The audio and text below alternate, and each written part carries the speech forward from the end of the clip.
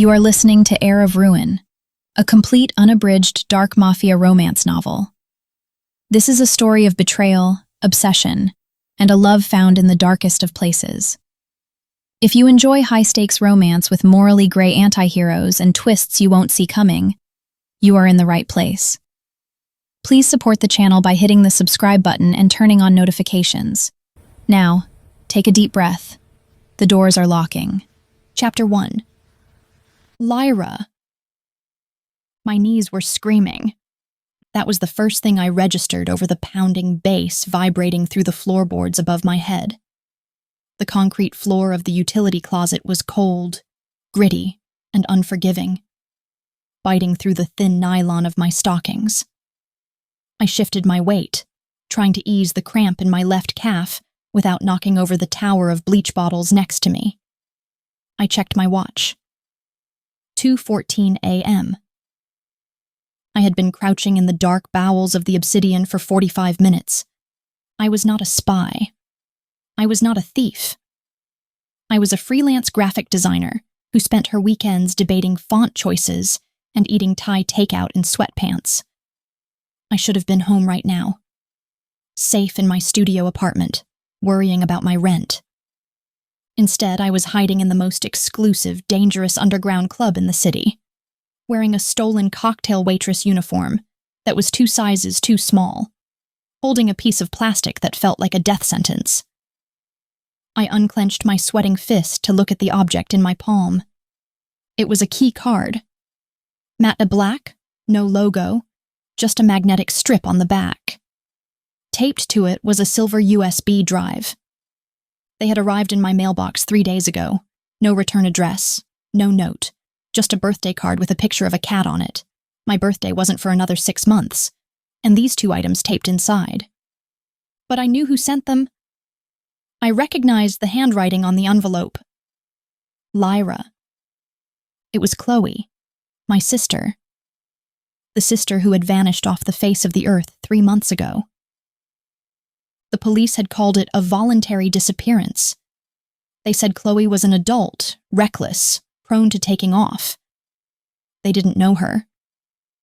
Chloe was wild, yes. She was ambitious, maybe a little too comfortable with moral gray areas, but she would never leave me. We were the only family we had. We survived the foster system together. We survived everything together. She wouldn't just ghost me, unless she couldn't come back. The heavy thud of footsteps outside the closet door made my heart slam against my ribs. I held my breath, pressing myself back into the shadows, the smell of industrial cleaner stinging my nose. "He tried to count cards at the high-limit table," a deep voice rumbled. It sounded like gravel crunching under tires. "Stupid bastard!" "Boss says handle it," another voice replied, lighter but with a nasty edge. "Quietly, don't stain the carpets." The footsteps faded down the corridor. I counted to 20, my pulse thumping in my ears like a war drum. Do it for Chloe, I told myself. Just get to the office, plug in the drive, and get out. I pushed the door open and slipped into the hallway. The air out here was different. It was cooler, smelling of expensive perfume, ozone, and old money. The music was louder, a rhythmic, hypnotic thumping that seemed to sync with my terrified heartbeat.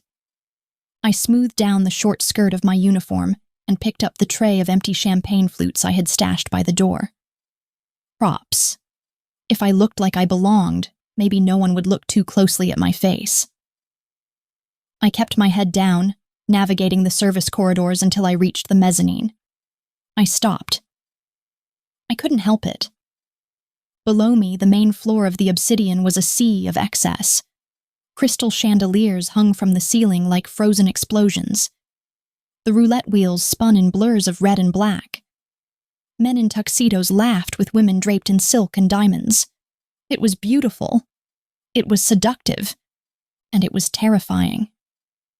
Because standing in the center of the room, near the high-stakes poker tables, was the reason this place existed.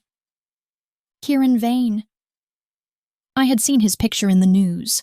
Alleged crime lord, philanthropist, untouchable. The photos made him look handsome in a cold, distant way. In person, he was devastating. He was tall, over 6 feet of lean, predatory grace wrapped in a bespoke black suit. His hair was dark, swept back from a face that was all sharp angles and hard lines. He stood with one hand in his pocket, a glass of whiskey in the other, watching the room with eyes the color of a winter storm. He wasn't smiling.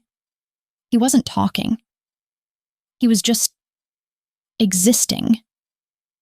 And the entire room seemed to orbit around him, terrified to get too close but desperate for his attention.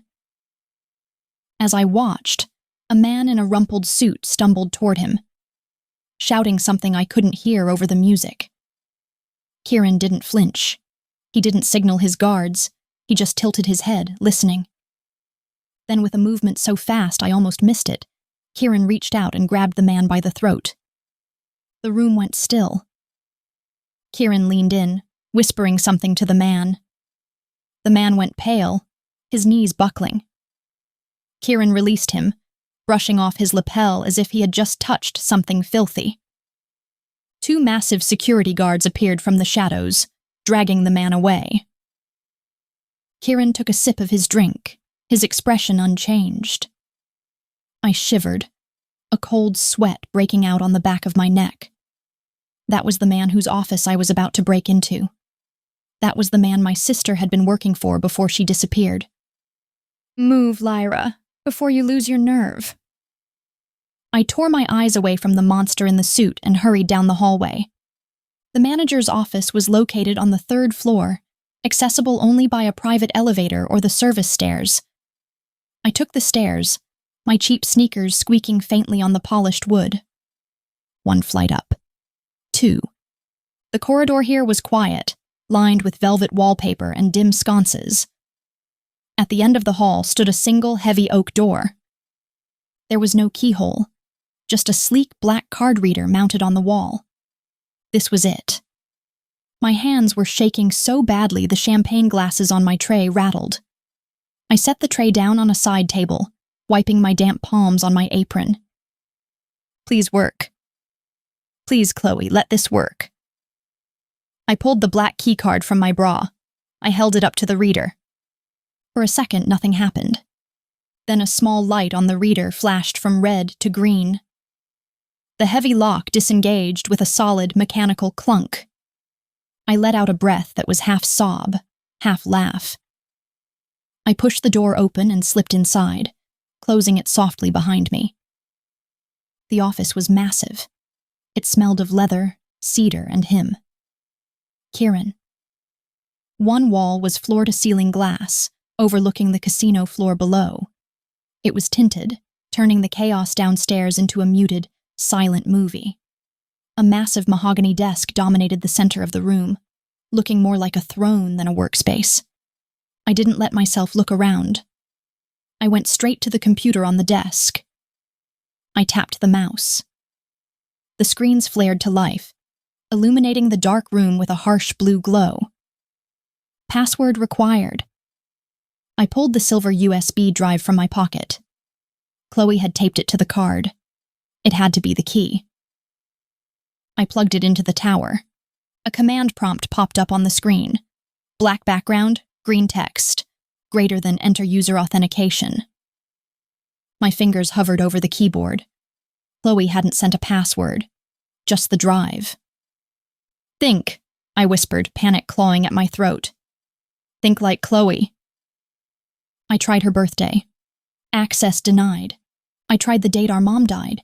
Access denied. I tried the name of the street we grew up on. Access denied. 1 attempt remaining. System lockout imminent. Sweat dripped down my temple. 1 try. What was the one thing Chloe cared about more than money? More than herself? I closed my eyes, remembering the nights in the foster home when the thunder was too loud and I was crying. Chloe would crawl into my bunk, wrap her arms around me and whisper the same thing. Over and over. "Us against the world, Lyra. Sisters first." I opened my eyes. My fingers flew across the keys. Sisters first. I hit enter. The screen froze for a heartbeat. Then, green text scrolled rapidly. Greater than access granted. Greater than welcome, C cross. I almost collapsed with relief. It worked. The drive opened a folder labeled INSURANCE. I reached for the mouse to copy the files. If I could just get this data, maybe I could find where she was. Maybe I could find out why she ran. Click. Suddenly, the overhead lights flooded the room, blindingly bright. I spun around, throwing my hand up to shield my eyes. "You know," a voice said, smooth and dark as velvet wrapped around a blade. "Using a dead woman's credentials is bold, stupid but bold." Kieran Vane was sitting in a high-backed leather wing chair in the corner of the room. He had been there the whole time. He hadn't been on the casino floor. The man I saw downstairs must have been minutes ago. He had come up here, sat in the dark, and waited. He was holding a tumbler of amber liquid, swirling it lazily. His tuxedo jacket was draped over the arm of the chair, his white shirt unbuttoned at the collar, revealing the hollow of his throat and tanned skin. He looked relaxed, comfortable, like a predator watching a rabbit stumble into its den. My heart stopped. Then it restarted at double speed, hammering against my ribs so hard I thought he must be able to hear it. My voice failed me.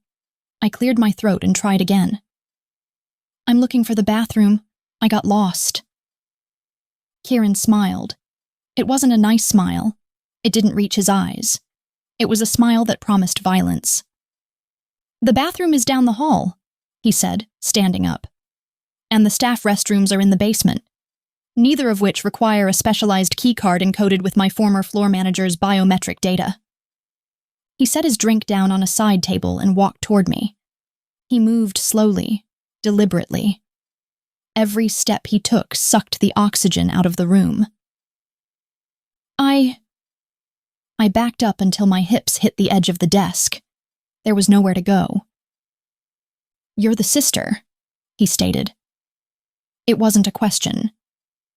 I froze. "How do you know that?"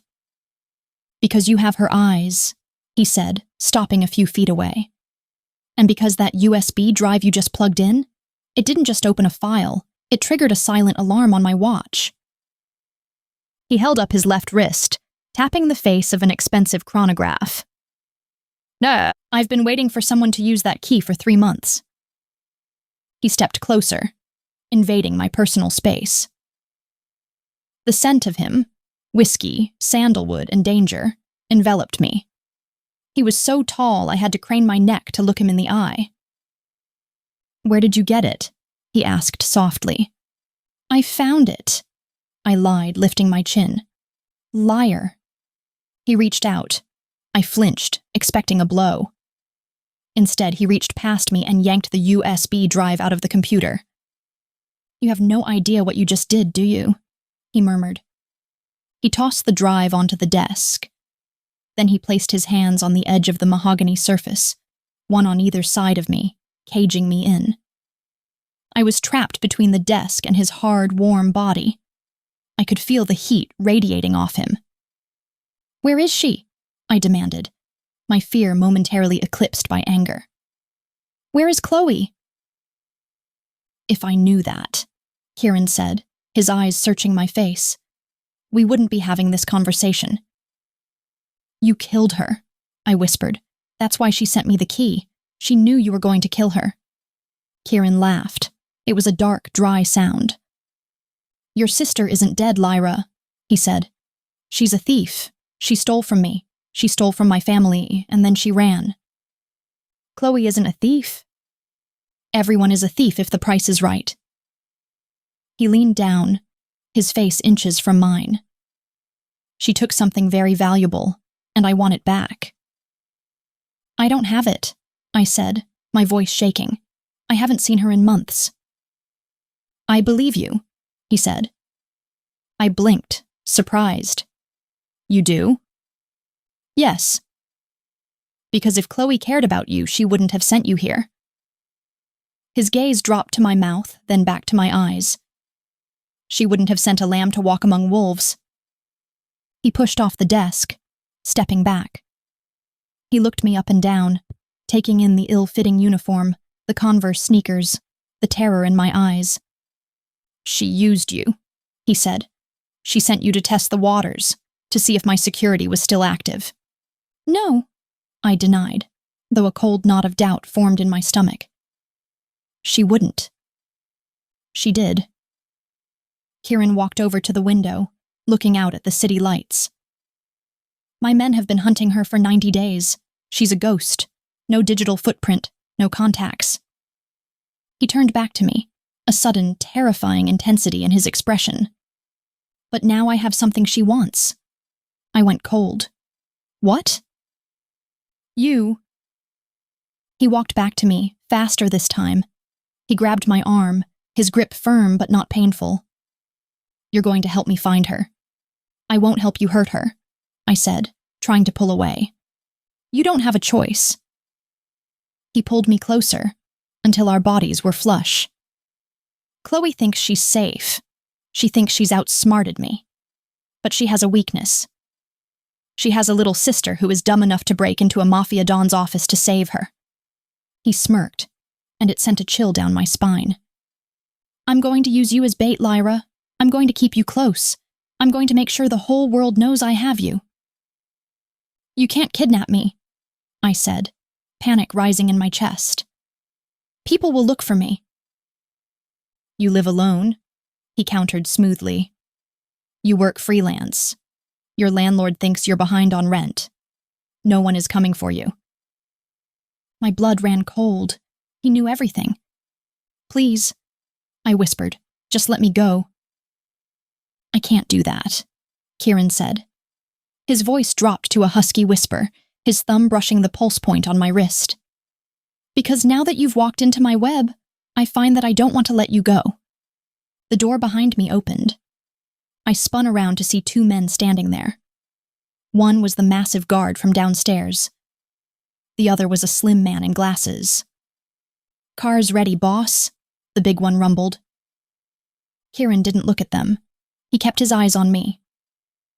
Take her, he ordered. No, I shouted. I tried to run, aiming for the gap between the guards, but the big one caught me easily, lifting me off my feet like I weighed nothing. Easy, sweetheart, he grunted. I kicked and screamed, but it was useless. They dragged me out of the office. Kieran followed us, buttoning his jacket, looking as calm as if he were heading out for a late dinner. As the elevator doors slid shut, trapping me with the monsters, Kieran looked at me. His eyes were cold, calculating, and utterly devoid of mercy.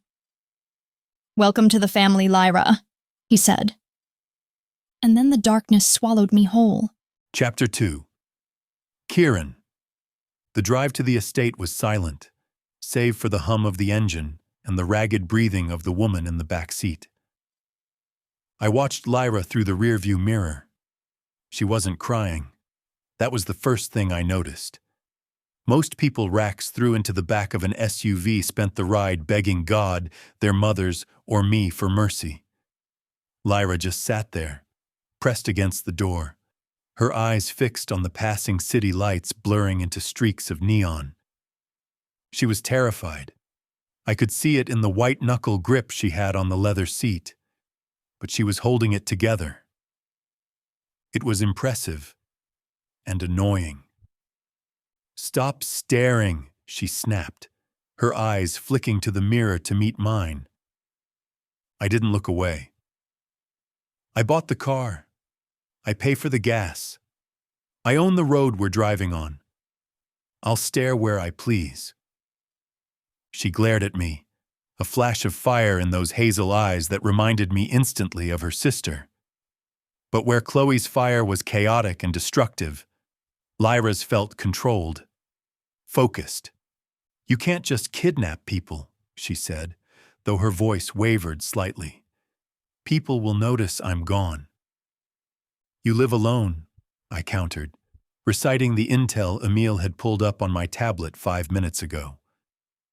Your landlord thinks you're behind on rent, so he won't check on you for weeks. You work freelance graphic design, so no boss to report a missing person. And your only emergency contact is currently holding a bag of my uncut diamonds somewhere in Europe. Her face fell. The fight drained out of her, leaving her looking small and pale. She didn't steal them, Lyra whispered, more to herself than to me. She did, I said flatly. And she burned a lot of bridges to do it. Bridges I built. I turned my attention back to the road as we left the city limits. The Vane estate sat on a cliff overlooking the ocean, isolated by miles of dense forest and security fences. It was a fortress disguised as a mansion. My father had built it to keep enemies out. I maintained it to keep my secrets in. Rax pulled the SUV up to the main gate. The iron bars swung open silently. "Where are we?" Lyra asked, pressing her face to the glass. "Home," I said. The car stopped in the circular driveway. Rax got out and opened the back door. Lyra hesitated, looking at the massive stone house looming above us. It looked cold, dark, and unwelcoming. Fitting. "Out!" Rax grunted. She stepped out, shivering in the cool night air. She was still wearing that ridiculous cocktail waitress uniform, complete with the cheap sneakers. She looked absurd standing next to the Italian marble columns of my front porch. "Rax, stay here," I ordered as I climbed out of the passenger seat. "Check the perimeter. If anyone followed us from the club, I want to know." Rax nodded and melted into the shadows. I walked up the steps, keying the biometric lock on the front door. It hissed open. I turned to look at Lyra. She hadn't moved from the driveway. "Are you coming?" I asked. "Or do you want to test how fast you can run in Converse?" She weighed her options. I could see the gears turning. She looked at the dark woods surrounding the property, then at me. She realized running was a death sentence. Smart girl. She walked up the steps, chin held high, passing me to enter the house. I followed her in, locking the door behind us. The sound of the heavy deadbolt sliding home echoed in the vast foyer. "Drink?" I offered, walking past her toward the living room. "No," she said sharply. I poured myself a scotch anyway. I needed it. The night had been a disaster. A card counter, a security breach, and now a hostage situation I hadn't planned for. I took a sip and turned to face her. She was standing in the middle of the room, looking around at the modern art and the minimalist furniture. She looked like a stain on a perfect canvas. "Sit," I said, pointing to the leather sofa. "I'd rather stand." "Sit down, Lyra." My voice dropped, losing the veneer of politeness. "You are vibrating with adrenaline. If you pass out on my floor, I'm leaving you there." She sat. She perched on the very edge of the cushion, ready to bolt. I leaned against the fireplace mantel, swirling the amber liquid in my glass. I took my time studying her. She was cleaner than her sister. Softer edges, but there was something sharp underneath. She had broken into my office. That took guts or stupidity. I hadn't decided which yet. "Here is the reality," I said, cutting through the silence. "Your sister, Chloe, was a mid-level manager at the club. She had access. She used that access to siphon $3 million in untraceable bearer bonds and diamonds from my private vault." "She wouldn't," Lyra said immediately. "Chloe isn't a criminal." "Everyone is a criminal, Lyra. It's just a matter of price." I took a step toward her. "She sold me out. She sold my family out. And in my world, that has consequences. So you're going to kill her, she said, her voice trembling.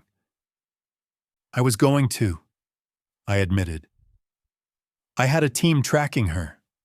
We lost her in Lisbon 2 weeks ago. She's gone to ground. She's good. Better than I gave her credit for. Lyra looked down at her hands. If you can't find her, how can I? Because you're her weakness, I said. Chloe is a narcissist and a thief, but according to my files, she paid your tuition. She paid your rent when you got fired last year. She cares about you. Lyra looked up, hope warring with fear in her eyes. So you're using me as leverage. Bait, I corrected. Leverage implies negotiation. I don't negotiate. I finished my drink and set the glass down on the mantel with a heavy clink. Starting tonight, you live here, I said. You sleep here. You eat here. You don't leave this house unless I am with you. We are going to paint a picture for the world, Lyra. A picture of me, the big bad wolf of Obsidian Bay, finding a new favorite toy. Her face went red, then white. I am not sleeping with you. I laughed. It was a dry, rusty sound. Don't flatter yourself. I don't mix business with pleasure, and you are strictly business. But the world needs to think otherwise. Chloe needs to think otherwise. I walked over to her, stopping just inches from her knees. She had to crane her neck to look up at me. She needs to think I have you, I whispered. That I own you. That I might break you just because I'm bored. That is the only thing that will drag her out of her hole. You're a monster, she spat. I'm a businessman, I corrected. And I want my property back. I reached out and grabbed her chin, tilting her face up. Her skin was soft, warm. Her pulse hammered against my fingertips. Up close, I could see the flecks of gold in her hazel eyes. For a second, just a second, I forgot about Chloe. I forgot about the diamonds. I just saw the woman in front of me. She wasn't pulling away. She was staring right back, defiant and terrified and beautiful. It annoyed me. I didn't like complications, and Lyra Cross was shaping up to be a massive one. I let go of her face and stepped back. Guest room is up the stairs, third door on the left, I said, my voice cold. There are clothes in the closet. Burn that uniform. You look ridiculous. She stood up, her legs shaking but holding. This won't work, she said. Chloe is smart. She'll know it's a trap. Then you better be a good actor, I said. I turned my back on her, dismissing her. I heard her hesitate, then turn and walk toward the stairs. Her footsteps were heavy, angry. When I heard the bedroom door slam upstairs, I finally let out a breath. I walked over to the window, looking out at the dark ocean crashing against the cliffs below. This was a bad idea. Bringing a civilian into the house, especially one related to a traitor, was a tactical error. My father would have shot her in the head and mailed the photos to Chloe. It would have been cleaner, faster. But looking at Lyra's reflection in the glass as she had defied me in my own office, I couldn't do it. Maybe I was going soft, or maybe I was just bored. My phone buzzed in my pocket. I pulled it out. A text from Silas, my brother. Heard you had a guest at the club. New pet? I stared at the screen. Silas was the reason I slept with a gun under my pillow. He was unstable, violent, and hungry for the seat I sat in. If he found out Lyra was bait, he would ruin the play. Or worse, he would try to take her for himself, just to spite me. I typed back a quick reply. None of your business. I pocketed the phone and stared at the reflection of the empty room behind me. The game had started. I just hoped Lyra survived long enough to play her part. Because if she didn't, I had a feeling I would be the one who ended up bleeding. Chapter 3. Lyra. I woke up drowning in silk. For a split second, the heavy, expensive weight of the duvet made me think I was dreaming. My apartment back in the city had scratchy cotton sheets from a discount bin and a radiator that clanked like a dying engine every time the temperature dropped below 50. Here, it was silent. Dead silent. I sat up, the memory of the previous night crashing into me like a physical blow. The club, the hacking, the gun, the car ride. Kieran Vane. I scrambled out of the massive bed, my heart already racing. The room was bathed in morning light, filtering through floor-to-ceiling velvet curtains. It was a beautiful room, decorated in shades of cream and charcoal, elegant and cold. It was a cage.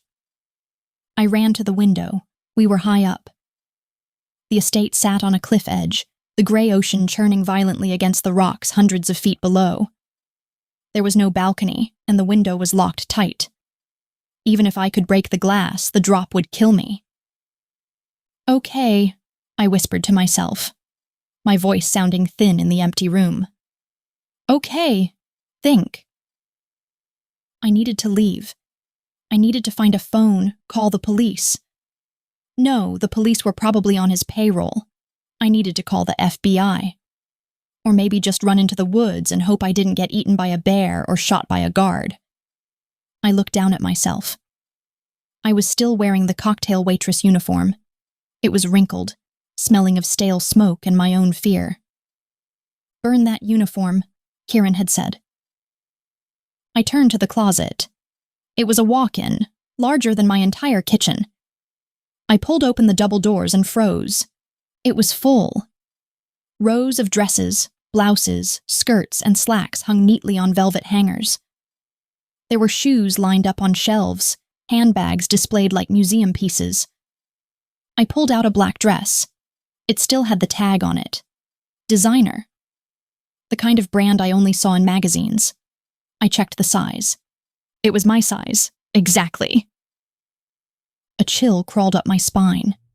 This wasn't a guest room prepared for a random hostage. This was curated. "Chloe," I breathed. Had my sister been here? Had she worn these clothes? Or was this Kieran's twisted way of preparing for her? He had said we looked alike. Maybe he just bought Chloe's size and assumed it would fit me. Or maybe he had been watching me longer than I thought. The idea made me nauseous. I stripped off the uniform, kicking it into the corner. I wanted to burn it just like he said, but I didn't have a match. I grabbed the simplest thing I could find in the closet, a pair of black leggings and an oversized gray cashmere sweater. It felt incredibly soft against my skin, which only made me feel guiltier. I walked into the ensuite bathroom. It was all marble and gold fixtures. I splashed cold water on my face, staring at my reflection. I looked tired, pale. My hazel eyes were wide and shadowed. "Pull it together, Lyra," I told my reflection. "He wants you to be scared. Don't give him the satisfaction." I brushed my teeth with a spare toothbrush I found in the drawer and tried to tame my hair. Then I faced the door. I expected it to be locked. I reached for the handle, bracing myself for the resistance. It turned. The door swung open silently. I stepped out into the hallway. It was empty. The house was massive, a sprawling labyrinth of stone and wood. It was quiet. Too quiet. I crept toward the stairs, if I could get to the front door. "Good morning, sunshine." I jumped, spinning around. Rax was leaning against the wall at the end of the hallway, looking bored. He was wearing a black t-shirt that strained against his biceps, and he was holding a green apple. He took a loud, crunchy bite, watching me. "Going somewhere?" he asked, chewing loudly. "The kitchen," I lied. "I'm hungry." Rax smirked. Kitchen is downstairs to the right. Front door is straight ahead, but it's biometric.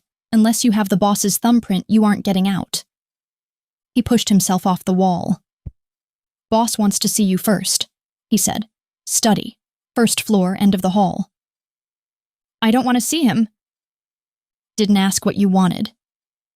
Rax pointed with the apple. Move. I weighed my chances of fighting him.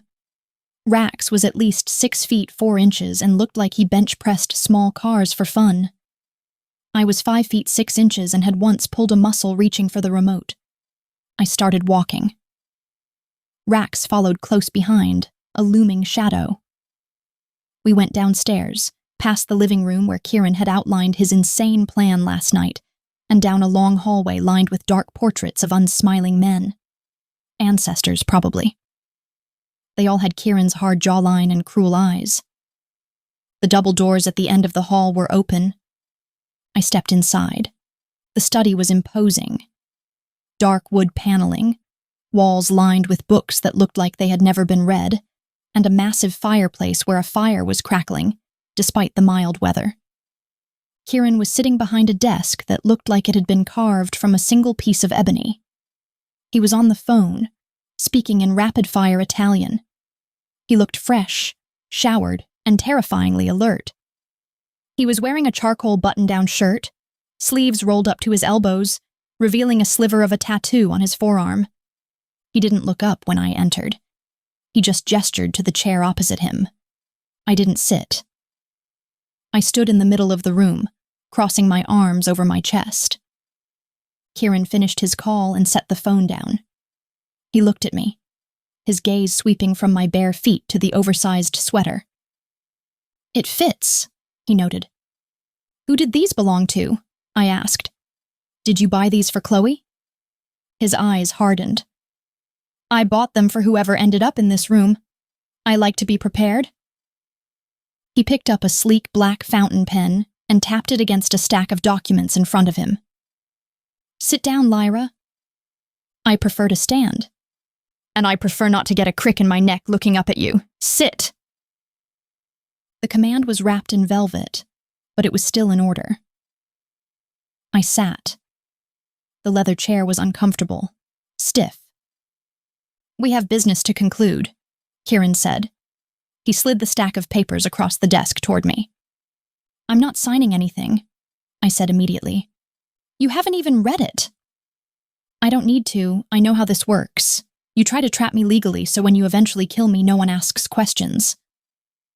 Kieran leaned back, interlacing his fingers. If I wanted to kill you, Lyra, I wouldn't need a contract.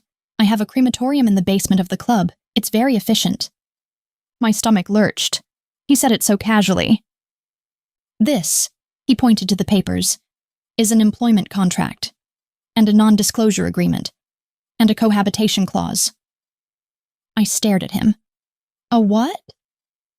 To the outside world, you are not a hostage, Kieran explained. You are my live-in consultant, a civilian asset manager helping me diversify my portfolio into legitimate graphic design and marketing sectors. I let out a short, incredulous laugh. You want me to be your graphic designer? Are you joking? I need a reason for you to be here, he said. A reason that doesn't involve kidnapping charges if the feds come sniffing. You have a degree, you have a portfolio, it's plausible. And the cohabitation clause?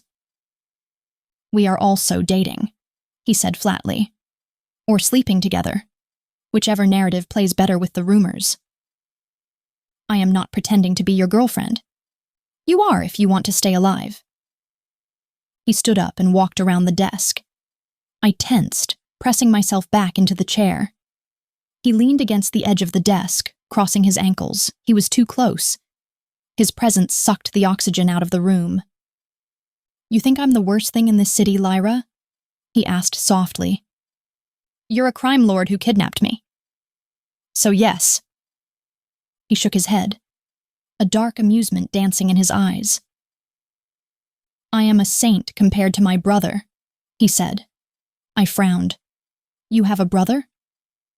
Silas, he said. The name came out like a curse. He runs the enforcement arm of the family. While I manage the business, Silas manages the mess. Kieran looked down at his hands, inspecting his fingernails. Silas has a taste for things that scream, he said. He likes to break toys. He likes to take pretty things and ruin them just to see what they look like on the inside. A shiver ran down my spine that had nothing to do with the temperature. Why are you telling me this? Because Silas knows you're here, Kieran said. His eyes snapped to mine, intense and serious. He knows I brought a girl home. He sent me a text last night asking about my new pet. If he thinks you are just a random hostage, or worse, a liability I haven't dealt with yet, he will ask for you. He leaned forward, bracing his hands on the arms of my chair, trapping me. And by the laws of our family, Kieran whispered, if I am not using you, I have to share. I stopped breathing. The air between us crackled with a terrifying electricity. I looked into his eyes and saw zero deception. He wasn't trying to scare me for fun. He was stating a fact. You wouldn't, I whispered. I would, he lied. I could tell it was a lie, or maybe I just hoped it was. I don't care about you, Lyra. You are a tool to get my diamonds back. But I don't like my tools being broken before I'm done with them. He pushed off the chair and walked back to his side of the desk. So, he said, his voice returning to business-like detachment. We create a story. You are mine, my consultant, my lover, my obsession, whatever label keeps Silas from knocking on my door. Because if you belong to me, he can't touch you, not without starting a war. He tapped the papers again. Sign the papers, Lyra. Become my employee, become my girlfriend, because the alternative is Silas Vane, and I promise you, you won't survive him. I looked at the papers. The black ink blurred. I felt like I was standing on the edge of a cliff, and the ground was crumbling. I thought of Chloe. If she was hiding from these people, she was smarter than I ever gave her credit for. If I sign this, I said, my voice steady despite the trembling in my hands. If I play your game, you promise you won't let him near me? Kieran looked at me. For a moment, the mask slipped. I saw something fierce in his expression, something possessive and dark that made my pulse jump. You have my word, he said. As long as you are in this house under my protection, no one touches you. Not Silas, not the Mercer Syndicate, no one. He held out the pen. But in exchange, he added, you do exactly what I say. You play the part. You don't run. And when Chloe surfaces, you help me reel her in. I reached out and took the pen. It was heavy, warm from his hand. I hated him. I hated this house. I hated the trap I had walked into. But I wanted to live, and I wanted to find my sister. I leaned over and signed my name on the dotted line. The scratch of the nib on the paper sounded like a lock clicking shut. Kieran picked up the contract, blowing on the wet ink. He looked satisfied. Good choice, he said. He opened a drawer and dropped the file inside.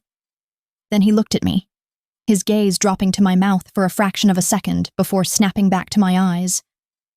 Rax will take you to get breakfast, he said, dismissing me. Eat. We have a gala to attend tonight. Tonight? I choked out. Silas will be there, Kieran said. Time to put on a show. He turned his chair away from me, focusing on his computer screens. I stood up, my legs feeling like lead. I walked to the door, but paused with my hand on the frame. Kieran. He didn't turn around. What? If I'm supposed to be your girlfriend, I said, unable to stop the sharp retort, you're going to have to be a lot nicer. You're a terrible date. I saw his shoulders stiffen. For a second, I thought he might throw something. Then incredibly, I heard a low, dry chuckle. I'll work on it, he said. Get out. I left the study, closing the door behind me. I leaned against the wood, taking a deep, shuddering breath. I was safe from Silas, for now. but as I replayed the look in Kieran's eyes when he said I belonged to him, I wondered if I had just traded a monster for the devil himself. Chapter 4. Kieran. The mountain safe house wasn't a prison, but it felt like one. It sat in the shadow of the peaks, isolated by miles of dense pine forest and a private access road that wasn't on any public map. It was modern, all concrete and glass, designed to disappear into the landscape. My father had built it as a place to hide bodies. I used it as a place to think. And right now, I needed to think. I stood on the deck, watching the sun dip below the tree line, painting the sky in violent shades of red and orange. The air was crisp, smelling of snow and damp earth. It was peaceful, or it would have been if my phone wasn't vibrating in my pocket every 30 seconds. Silas was escalating. He was calling in favors I didn't know he had, pushing boundaries I thought were secure. He had started asking questions about the new girl I had been seen with at the club. He smelled blood in the water. Behind me, the sliding glass door opened. I didn't turn around. I knew who it was. Lyra moved with a quiet grace that didn't match the chaos of her situation. She wasn't stomping around or throwing things. She was observant, watchful, like a cat in a new house, waiting to see if the dog bites.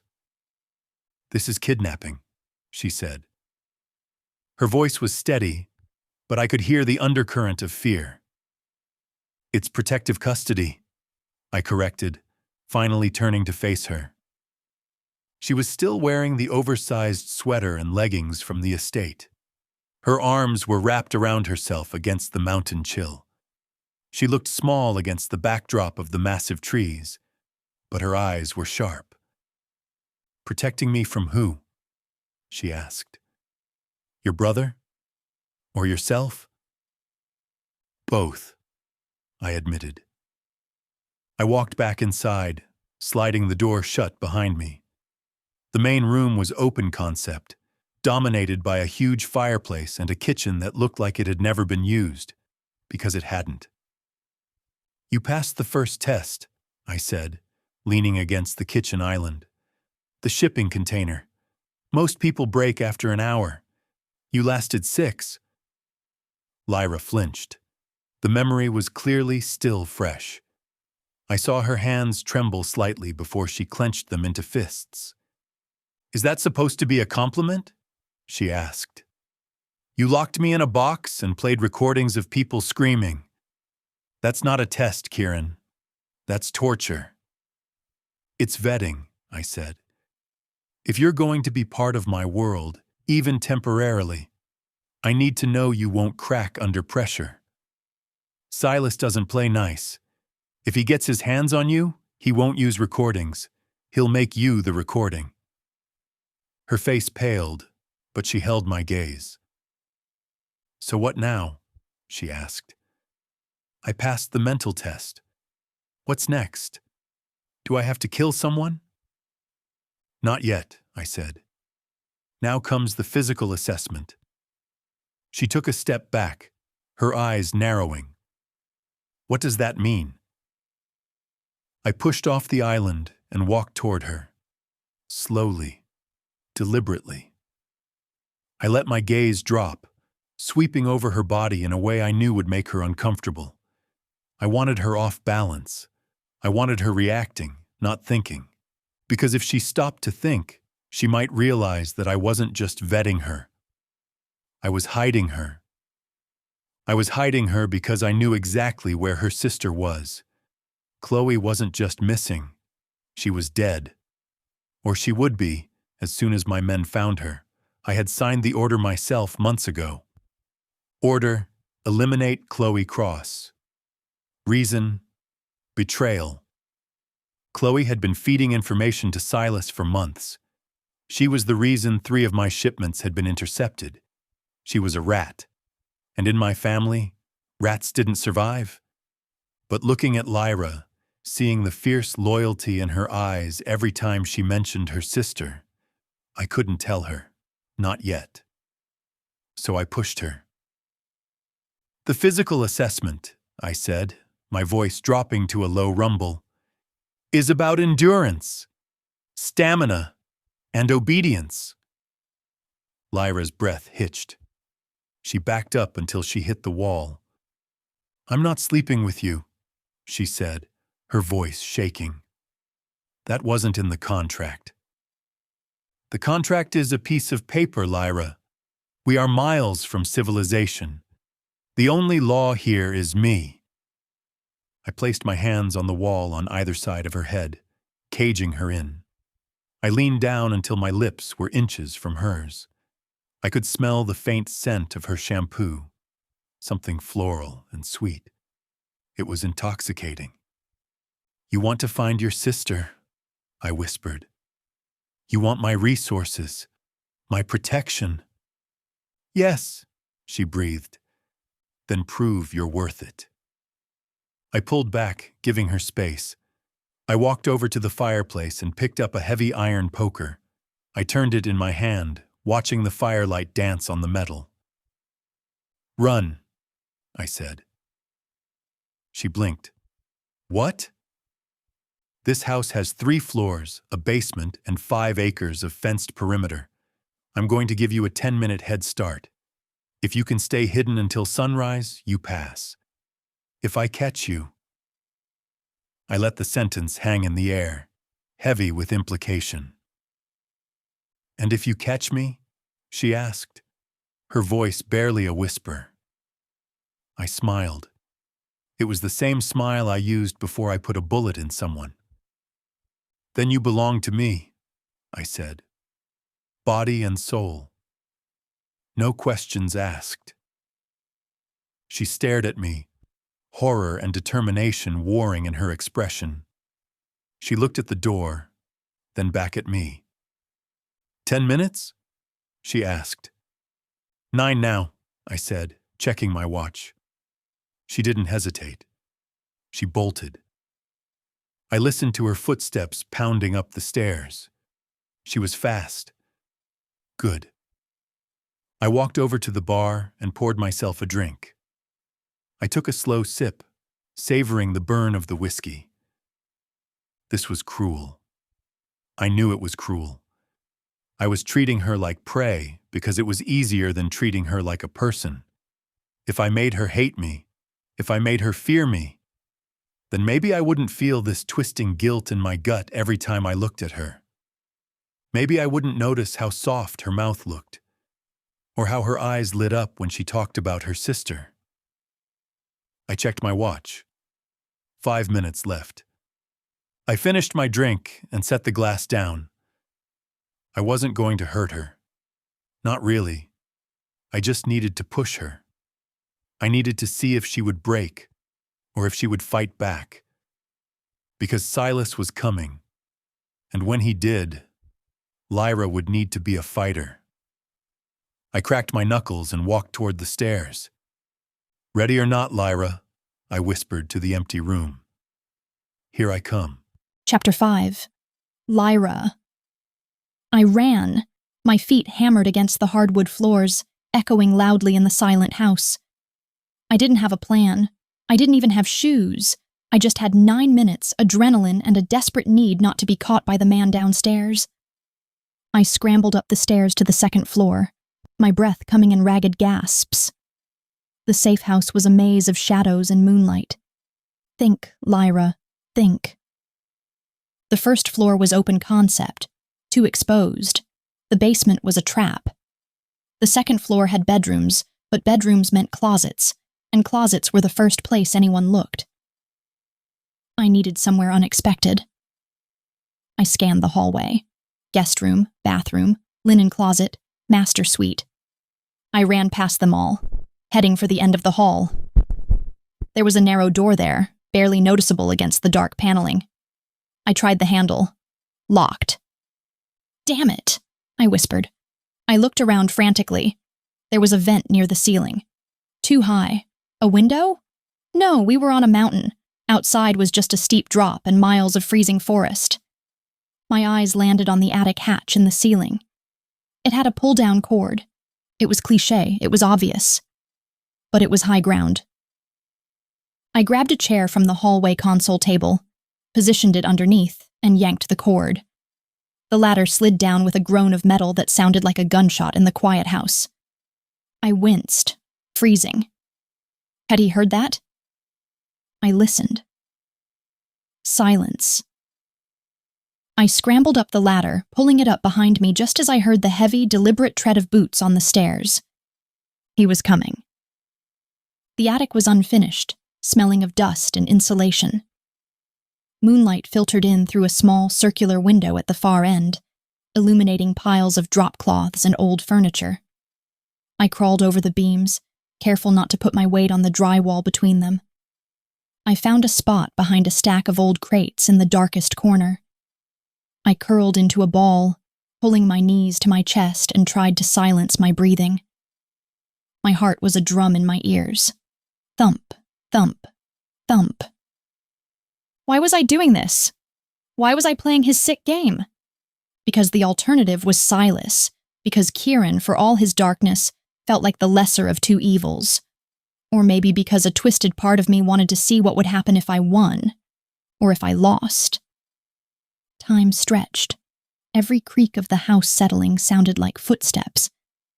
Every gust of wind outside sounded like a door opening. Then I heard it. The soft click of the attic hatch below me. My blood ran cold. How did he know? I had pulled the ladder up. There was a pause. Then the sound of the ladder being pulled down from the outside. He was here. I pressed my hand over my mouth, squeezing my eyes shut. Boots hit the plywood floor. Heavy. Slow. I know you're up here, Lyra. His voice was a low rumble, vibrating through the floorboards and straight into my bones. He wasn't shouting. He sounded amused. You picked the high ground, he said, his footsteps moving closer. Smart, but predictable. I didn't move. I didn't breathe. The problem with the attic, he continued, his voice drifting from the left, is that there is only one way out. He was toying with me. He knew exactly where I was. He was just enjoying the hunt. I opened my eyes and scanned my surroundings. He was right. The hatch was the only exit. Unless... the window. It was small but big enough for me. It was on the opposite side of the room from where his voice was coming. I weighed my options. Stay and get caught. Or run and risk cornering myself. I chose run. I exploded from my hiding spot, sprinting across the beams toward the window. There you are, Kieran purred. He moved faster than I thought possible. One moment he was a shadow in the corner. The next he was a blur of motion intercepting me. I dodged left, scrambling over a pile of old rugs. He lunged, his hand brushing my ankle. I kicked out, connecting with something solid, and scrambled away. I reached the window. I fumbled with the latch. It was stuck, painted shut. Come on, I hissed, slamming my palm against the frame. It won't open, Kieran said. I spun around. He was standing 10 feet away, blocking my path back to the hatch. He looked calm, almost relaxed, but his eyes were burning with a dark, predatory hunger. Game over, Lyra, he said. Not yet, I gasped. I looked around for a weapon, a lamp, a board, anything. I grabbed an old dusty candlestick from a nearby box and held it up like a bat. Kieran actually laughed. You're going to hit me with a candlestick? He asked, like it's a game of Clue. Stay back, I warned. He took a step forward. Or what? Or you'll what? He took another step. Hit me? Scream? Beg? He stopped just out of swinging range. You lost, he said softly. I caught you. You haven't touched me yet, I countered, my voice shaking. He smiled. It was the most terrifying thing I had ever seen. Is that an invitation? Before I could react, he closed the distance. I swung the candlestick. He caught my wrist mid-air, stopping the blow effortlessly. His grip was iron. He didn't hurt me, but he immobilized me instantly. He twisted my arm, forcing me to drop the makeshift weapon. It clattered to the floor.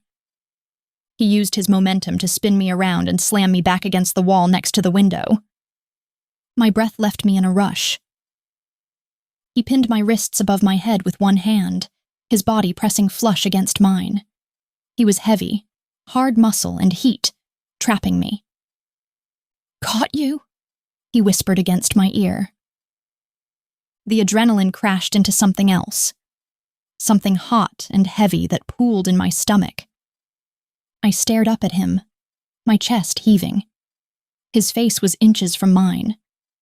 I could see the flecks of silver in his gray eyes, the shadow of stubble on his jaw. "You cheated," I gasped. "I'm a criminal," he said. "I don't play fair." He lowered his head, sniffing the curve of my neck. I shivered violently. "You smell like fear," he murmured, "and dust, and something sweet." He let go of my wrists, but he didn't step back. He caged me in with his arms, his hands resting on the wall on either side of my head. "You failed the test," he said. "I tried," I argued. "I hid." "You ran into a dead end," he corrected, "but you fought. That counts for something." He reached out and traced the line of my jaw with his thumb. His touch was rough, calloused, but strangely gentle. "You belong to me now," he said. "Remember?" "I don't belong to anyone," I whispered, though my voice lacked conviction. "Your mouth says no," he said, his gaze dropping to my lips. "But your pulse says yes."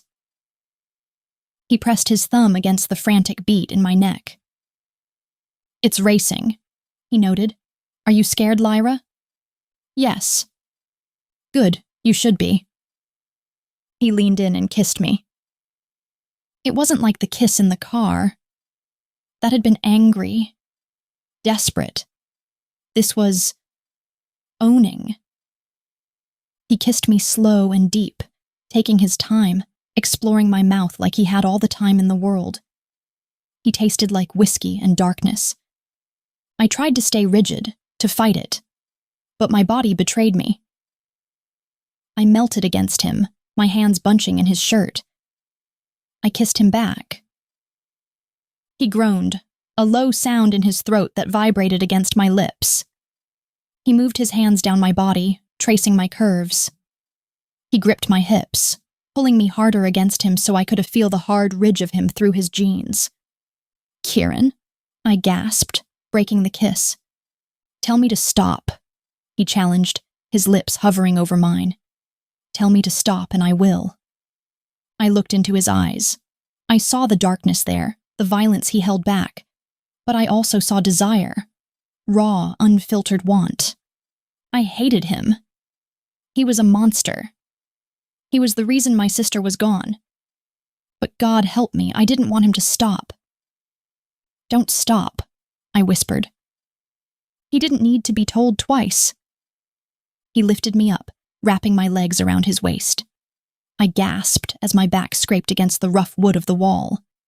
He kissed down my neck, biting lightly at the sensitive skin of my shoulder. "You are mine," he growled against my skin. "My bait, my prize, my ruin." He reached between us, his hand sliding under the waistband of my leggings. His fingers found me hot and wet.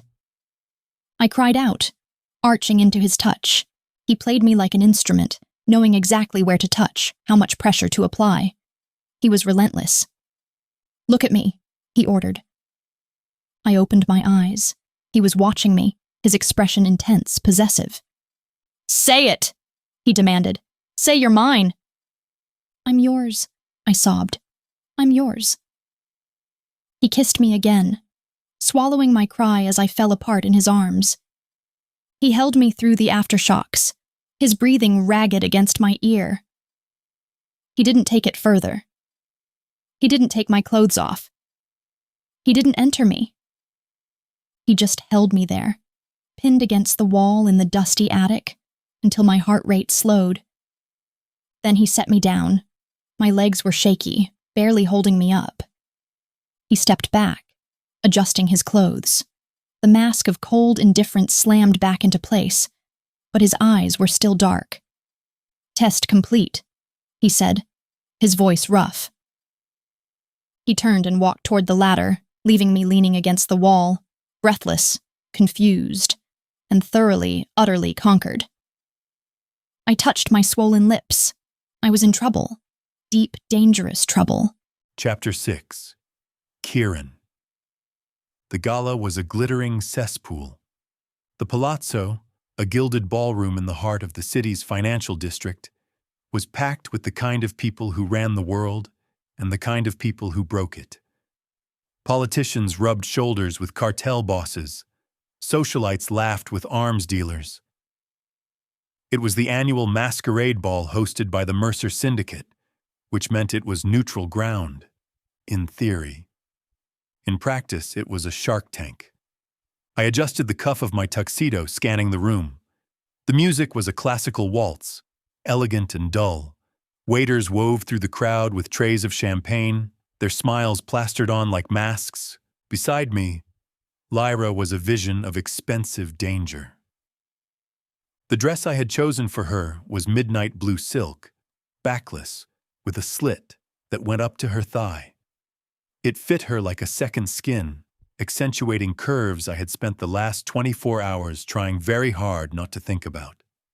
Her hair was swept up, exposing the delicate line of her neck.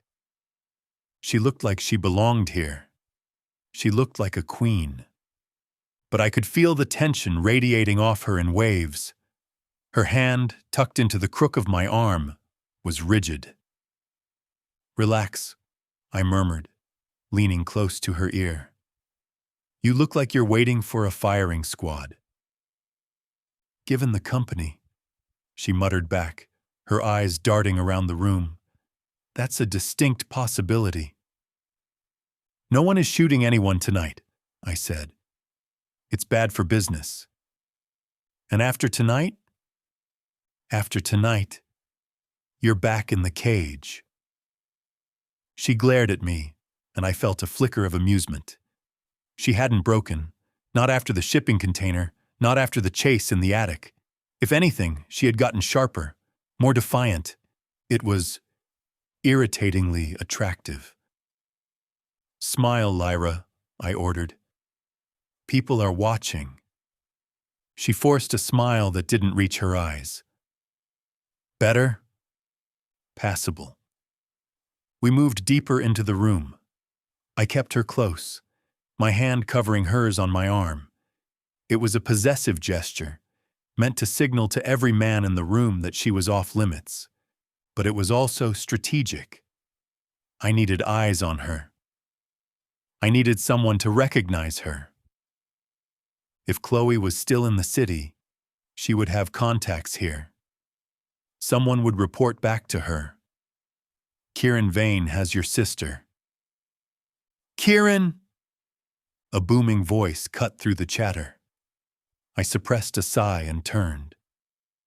Nico Mercer was striding toward us, a drink in hand and a predatory grin on his face.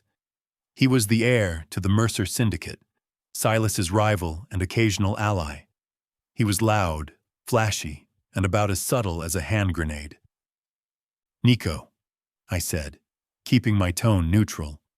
"Lovely party." "Only the best for our friends," Nico said, clapping me on the shoulder. His eyes immediately slid to Lyra. "And who is this stunning creature?" "Lyra," I said. "My consultant." Nico laughed. "Consultant, right. Is that what we're calling them now?" He stepped closer to Lyra, invading her personal space. He reached out and took her free hand, bringing it to his lips. He held it a beat too long, his eyes raking over her body with open lust. "Enchanted," Nico purred.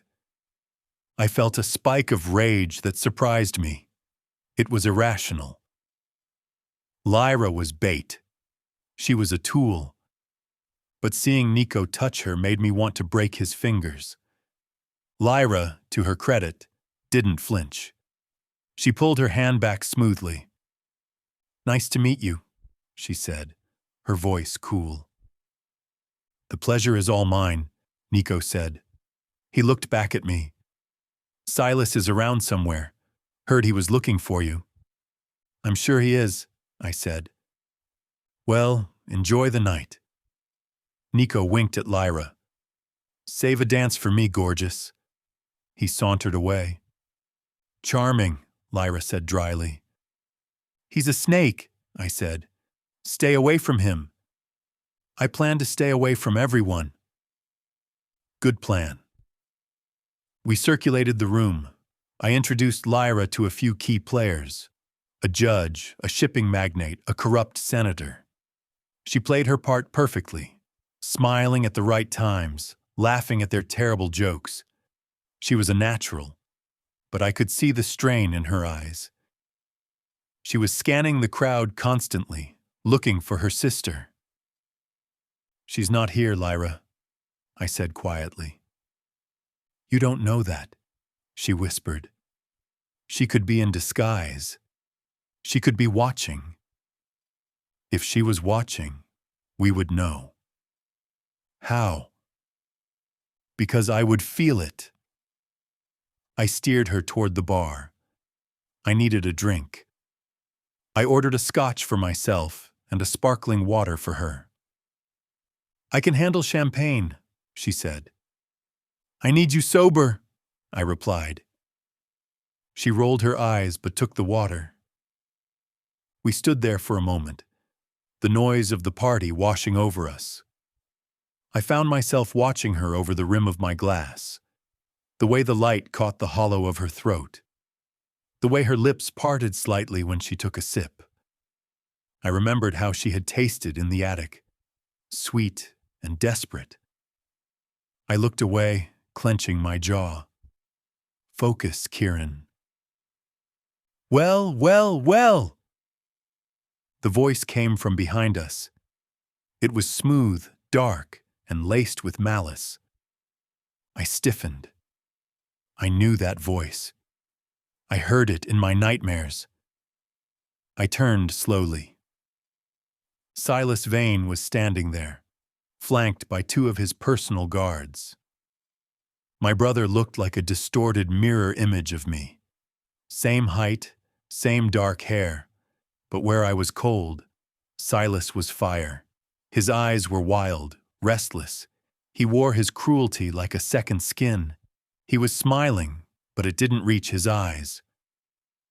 "Kieran," Silas said, "I didn't think you'd show."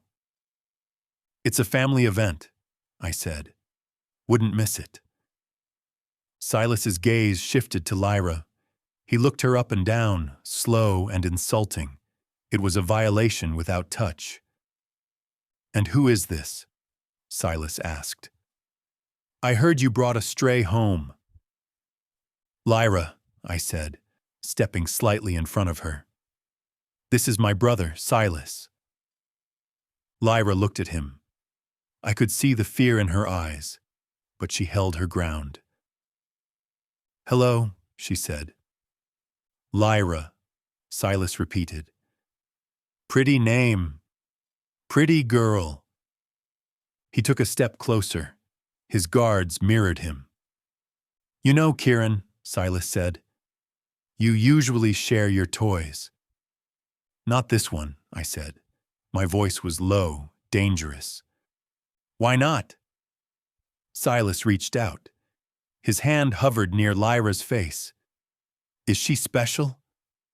He brushed a knuckle against her cheek. Lyra flinched back. I moved before I thought. I grabbed Silas's wrist. I didn't just hold it. I twisted it hard. Silas hissed, his eyes widening.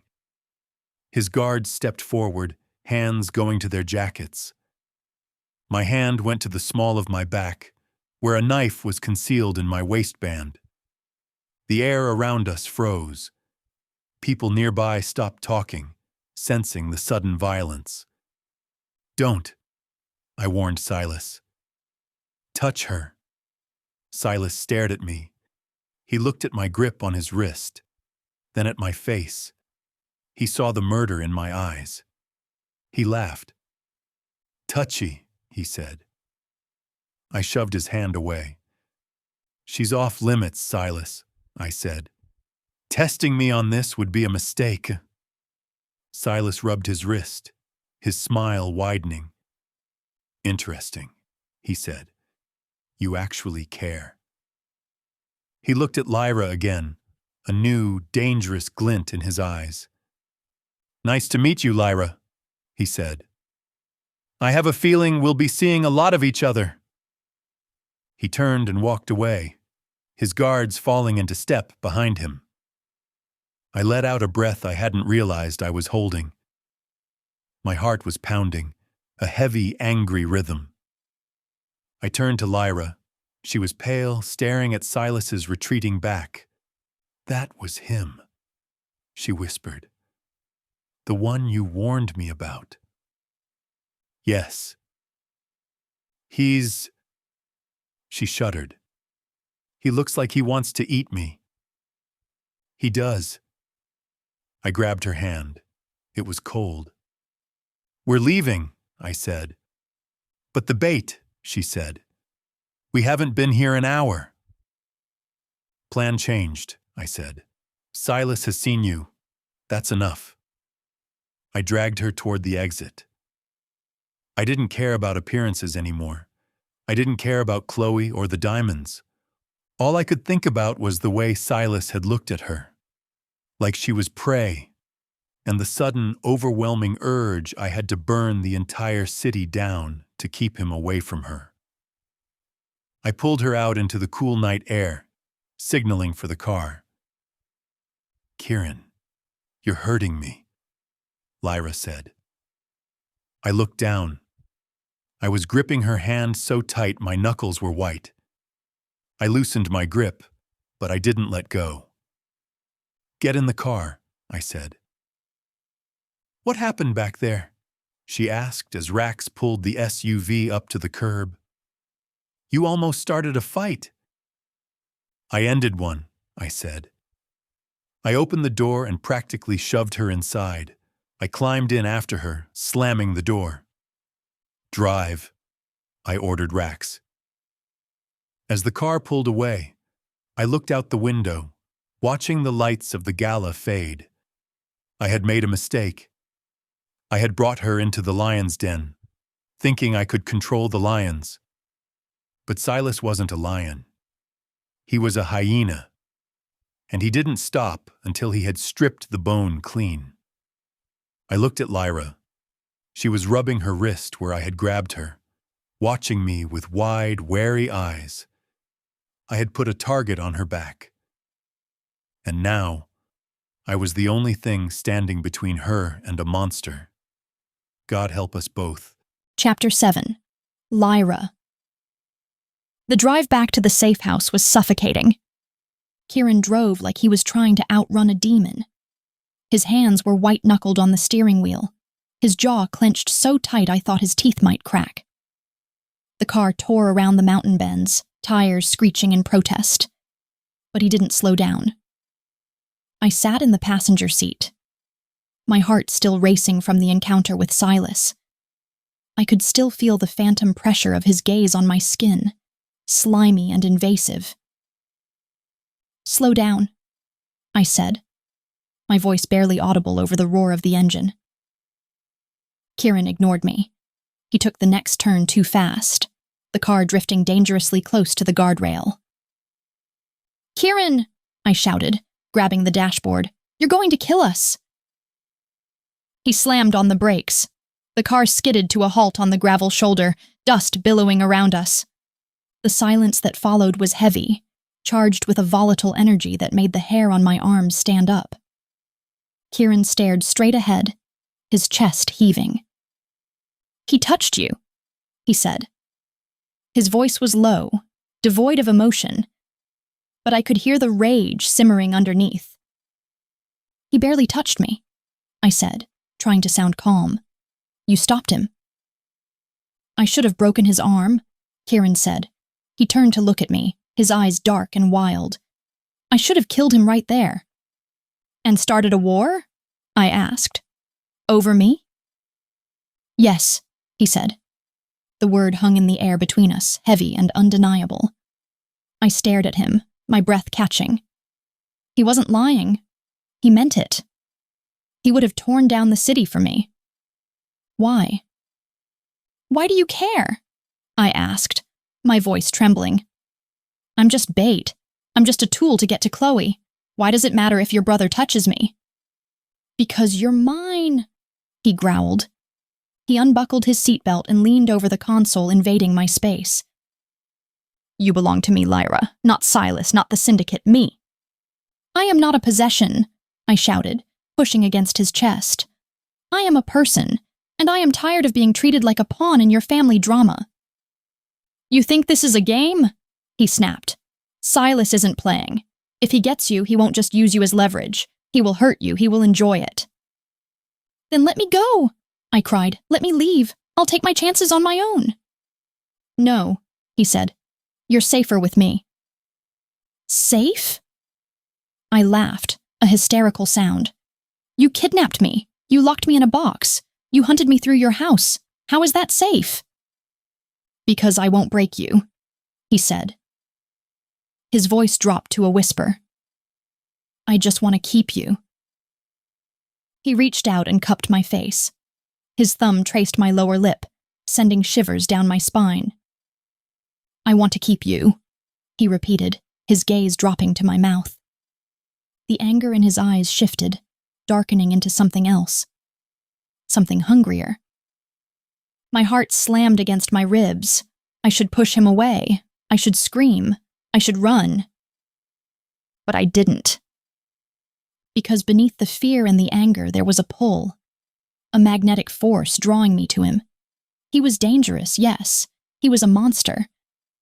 But he was also the only person who had ever looked at me like I was the only thing in the world that mattered.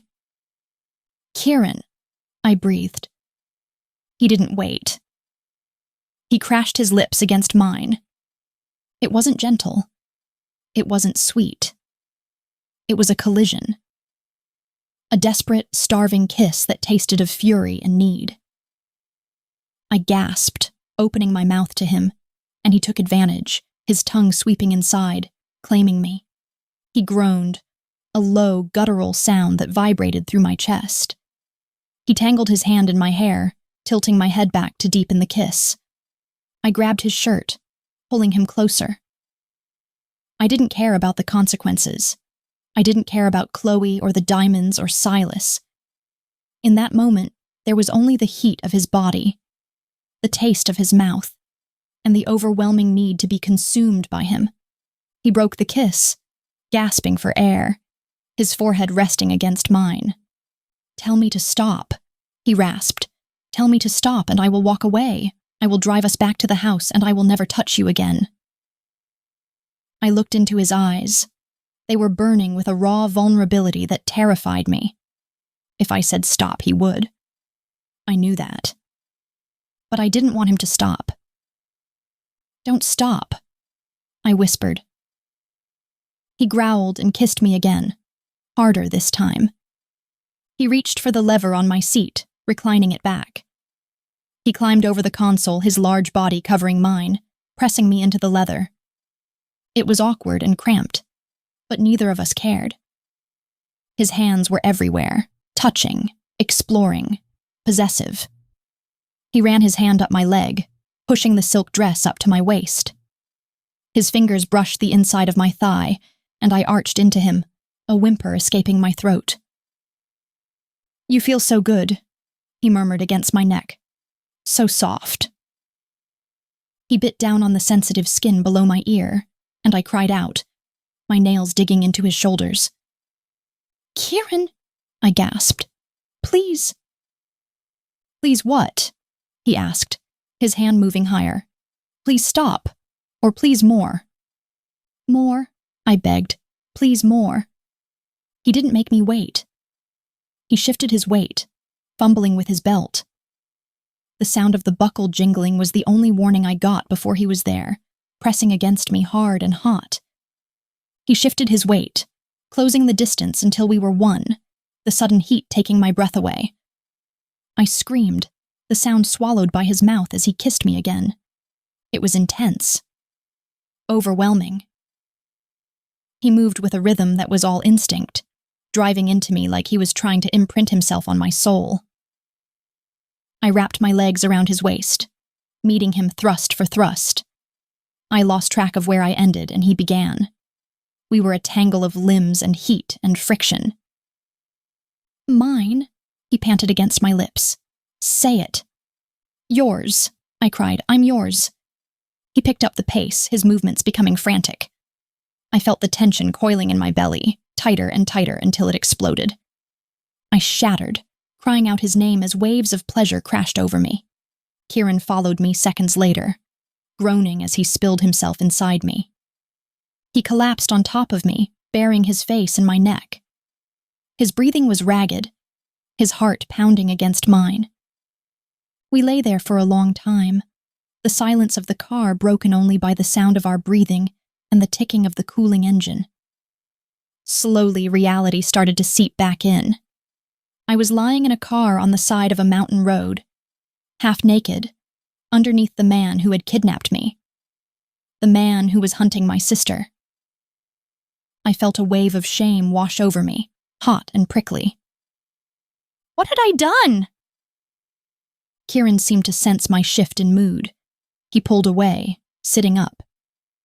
He adjusted his clothes, his face closing off, the mask sliding back into place. He looked at me, his expression unreadable. Cover yourself, he said, his voice rough. I sat up, pulling my dress down, my hands shaking. I felt exposed. Raw. Kieran ran a hand through his hair, staring out the windshield. That shouldn't have happened, he said. No, I agreed, my voice small. It shouldn't. He looked at me then, his eyes cold again. Don't get used to it, Lyra, he said. It won't happen again. He started the car, pulling back onto the road. I turned away, pressing my forehead against the cool glass of the window. I watched the trees blur past, tears stinging my eyes. He was right. It was a mistake. A lapse in judgment. But as I wrapped my arms around myself, I could still feel the ghost of his touch on my skin. And I knew, with a sinking feeling in my gut, that I was lying to myself. And that I didn't want it to be a mistake. I wanted it to be real. And that was the most dangerous thing of all. Chapter 8. Kieran. I woke up to the smell of rain and the warmth of a woman pressed against my side. For a few disorienting seconds, the instincts I had honed over a decade of war remained dormant. I didn't reach for the gun on the nightstand. I didn't scan the room for threats. Instead, I lay there, staring at the exposed wooden beams of the ceiling, hyper-aware of the slow, rhythmic breathing against my chest. Lyra. She was asleep. Her dark hair splayed across my skin like spilled ink. One of her legs was thrown over mine, tangling us together in a knot of limbs and sheets. She felt small, soft, and terrifyingly permanent. The memories of the night before crashed into me. The chase in the attic, the desperate heat in the car, the way she had whispered my name as she fell apart in my arms. It was a mistake, a massive tactical error. I had broken the cardinal rule, never touch the bait. But as I looked down at her, watching the way her eyelashes fluttered against her cheek in sleep, I felt a possessive tightness in my chest that had nothing to do with tactics. She wasn't just bait anymore. She was mine. I shifted slightly, and her hand tightened on my bicep, holding on even in her sleep. My phone buzzed on the nightstand. The sound shattered the peace like a gunshot. The vibration was harsh, mechanical, and insistent. Lyra stirred, a small groan escaping her lips. I carefully untangled myself from her, sliding out of bed before she could wake fully. I grabbed the phone and walked to the far side of the room, staring out the window at the gray mist clinging to the pines. It was a secure line. Only 3 people had this number. "Speak," I answered, my voice rough with sleep. "We have a problem, boss." It was Emil. His voice was tight, clipped, the tone of a man who was about to deliver bad news and knew the messenger usually got shot. "What kind of problem?" I asked, rubbing a hand over my face. "It's Chloe Cross," Emil said. She surfaced.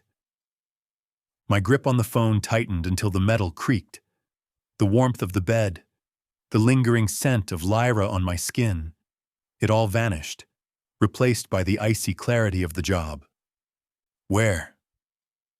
"Shipyard District. About an hour ago. She met with Marcus." Marcus, Silas's right hand. The man who did the dirty work my brother didn't have the stomach for. "Did you get her?" I demanded. "No," Emil admitted. "She spooked. She's gone to ground again. But we got visuals and audio. We tapped Marcus's burner just in time." "Send it to me." "It's already on your secure tablet," Emil said. He hesitated. "Kieran, you need to watch it. It's bad. She didn't just sell the codes." "What did she do?" "Just watch it." I hung up. I stood there for a moment, the phone cold in my hand. I looked back at the bed. Lyra was awake now. She was sitting up, clutching the sheet to her chest, her hair a wild halo around her face. She looked soft, sleepy, and beautiful. She smiled when she saw me, a genuine, shy smile that hit me like a punch to the gut. "Hi," she whispered. I couldn't smile back. I felt sick. "Get dressed," I said. My voice was flat, devoid of the heat that had been there last night. Lyra's smile faltered. "Kieran, is something wrong?" "We're leaving," I said. I walked to the closet and started pulling on clothes. Jeans, a black t-shirt, my shoulder holster. Lyra watched me, her confusion turning into worry. "Leaving? Why? Did something happen?" I pulled my gun from the nightstand drawer and checked the clip. The metallic click of the magazine sliding home was loud in the quiet room. Lyra flinched. "Kieran, you're scaring me," she said. "Good," I said, holstering the weapon.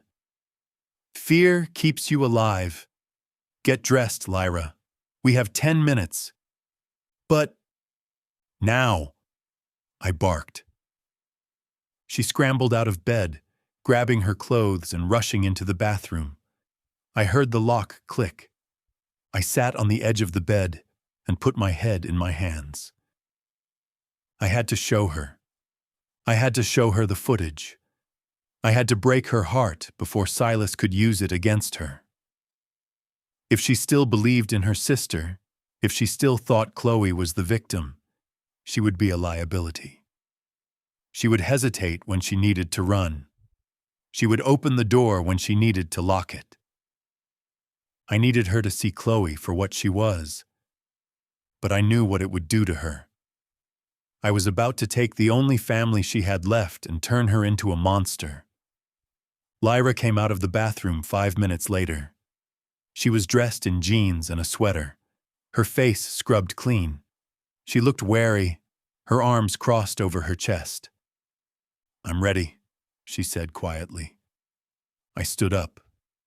"Let's go." The drive down the mountain was excruciating. The silence in the SUV was heavy, suffocating. Lyra kept looking at me, waiting for me to explain, to touch her, to acknowledge what had happened between us last night. I kept my eyes on the road. I couldn't look at her. If I looked at her, I might crack. I might try to soften the blow, and she needed the hard truth. We reached the city limits in record time. I didn't take us to the estate. It was too exposed, and until I knew exactly what Chloe had sold, nowhere was safe. I drove to the industrial district, to an old textile factory I used for off-book meetings. I pulled the SUV into the empty lot and killed the engine. The rain drummed against the roof, a rhythmic, mournful sound. "Why are we here?" Lyra asked, her voice trembling. "This isn't the house." "No," I said. "It's not." I reached into the back seat and grabbed my tablet. I unlocked it and pulled up the file Emil had sent. My finger hovered over the play button. "Lyra," I said, turning to face her. "You asked me once why I was hunting your sister." "Because she stole from you," Lyra said. "Because she took your money." "It was never about the money," I said. "Money is replaceable.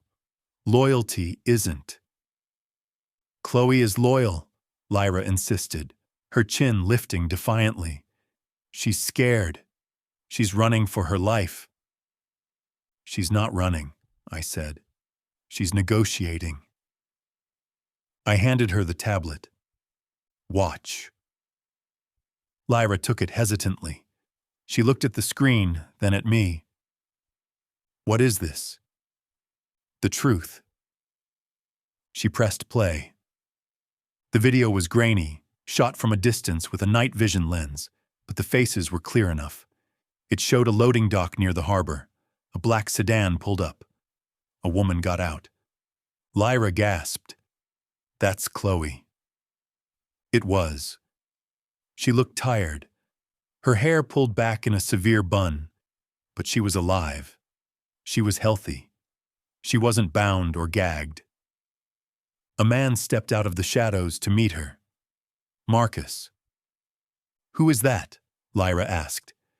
"Silas is second in command," I said. Lyra frowned, watching the screen. "Why is she talking to him? Is he threatening her?" "Just watch." On the screen, Chloe didn't look threatened. She looked impatient.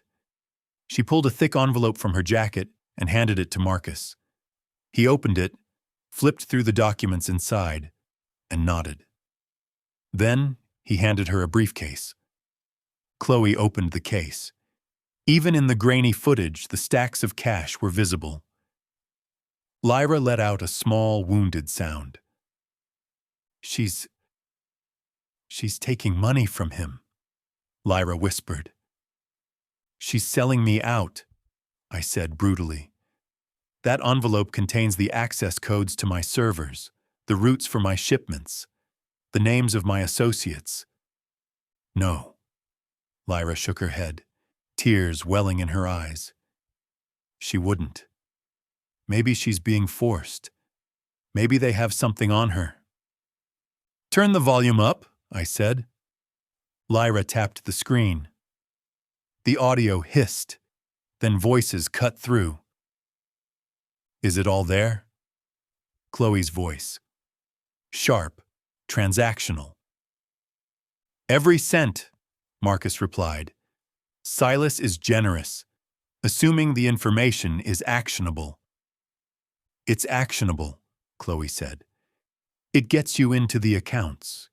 It gets you everything you need to bury Kieran financially." Lyra flinched as if she had been slapped. "Financials are nice," Marcus said, leaning against the car. "But Silas wants the man. Where is he hiding? He hasn't been at the estate in 2 days." Lyra froze. She stared at the screen, her breath hitching.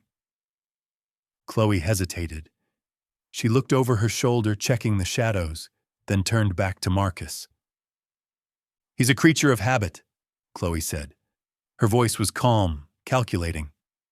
When he feels cornered, when the pressure gets too high, he retreats. He goes to the mountains, the old safe house on the ridge. My jaw clenched. She knew. She remembered. He thinks it's secret, Chloe continued. But I remember the route. It's the only place he feels safe. Lyra looked at me, her eyes wide with horror. She told them where we were? She guessed, I said, my voice cold. But she guessed right. On the screen, Marcus grinned. And the girl? Marcus asked.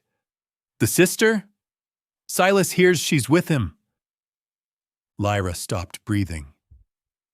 Chloe stiffened. For the first time, she looked rattled. She's with him, Chloe admitted. He took her. Silas is going to enjoy meeting her, Marcus laughed. He's been looking for a new toy to break. No, Chloe said sharply. She took a step forward. That wasn't the deal, Marcus. The deal is whatever Silas says it is. Listen to me, Chloe said, her voice rising with desperation. The girl is leverage. That's all she is. Kieran has a weakness for strays. If you hurt her, he'll burn the city down. But if you hold her, if you threaten her, he'll trade. He'll give you the territory for her life. Lyra let out a sob. Don't kill her, Chloe pleaded on the screen. Use her, trade her, get the empire, but let her walk away. Marcus shrugged. We'll see what the boss says. The video ended. The screen went black. Lyra sat in silence. She wasn't moving. She wasn't breathing. She just stared at the blank reflection on the tablet. Lyra, I said softly. She dropped the tablet. It slid off her lap and hit the floor of the car with a thud. She turned to look out the window, her hand coming up to cover her mouth. A sob ripped out of her, a harsh, jagged sound. She sold me, Lyra whispered. She sold me to him as a bargaining chip. Yes. She told them where to find us. Yes. She turned to me then. Her face was streaked with tears, her eyes red and wild. Why? She wailed. I'm her sister. I came here for her. I ruined my life for her. Because she's delusional, I said. I reached out and took her hand. Her fingers were ice cold. She thinks she can control a man like Silas. She thinks she can get rich and keep you alive at the same time. She chose the money, Lyra, and she gambled your life to get it. Lyra pulled her hand away. She wrapped her arms around herself, rocking back and forth in the seat. I hate her, she sobbed. I hate her so much. Good, I said. It felt cruel, but it was necessary. Hate her. Because if you love her, she will get you killed.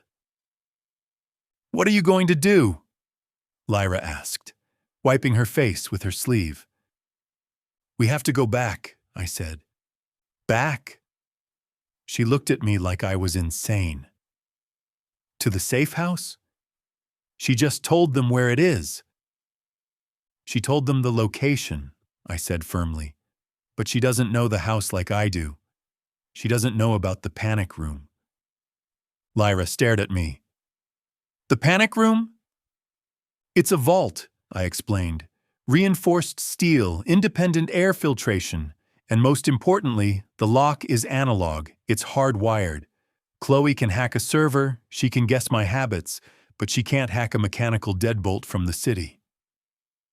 I started the engine. If we run, they'll catch us on the road, I said. Silas will have teams watching the highways. The safe house is the only place I can secure you. I can lock you in that vault, and even if they breach the perimeter, they can't get to you." "And you?" Lyra asked. I hesitated. I couldn't tell her the rest of the plan. Not yet. "I'm going to finish this," I said.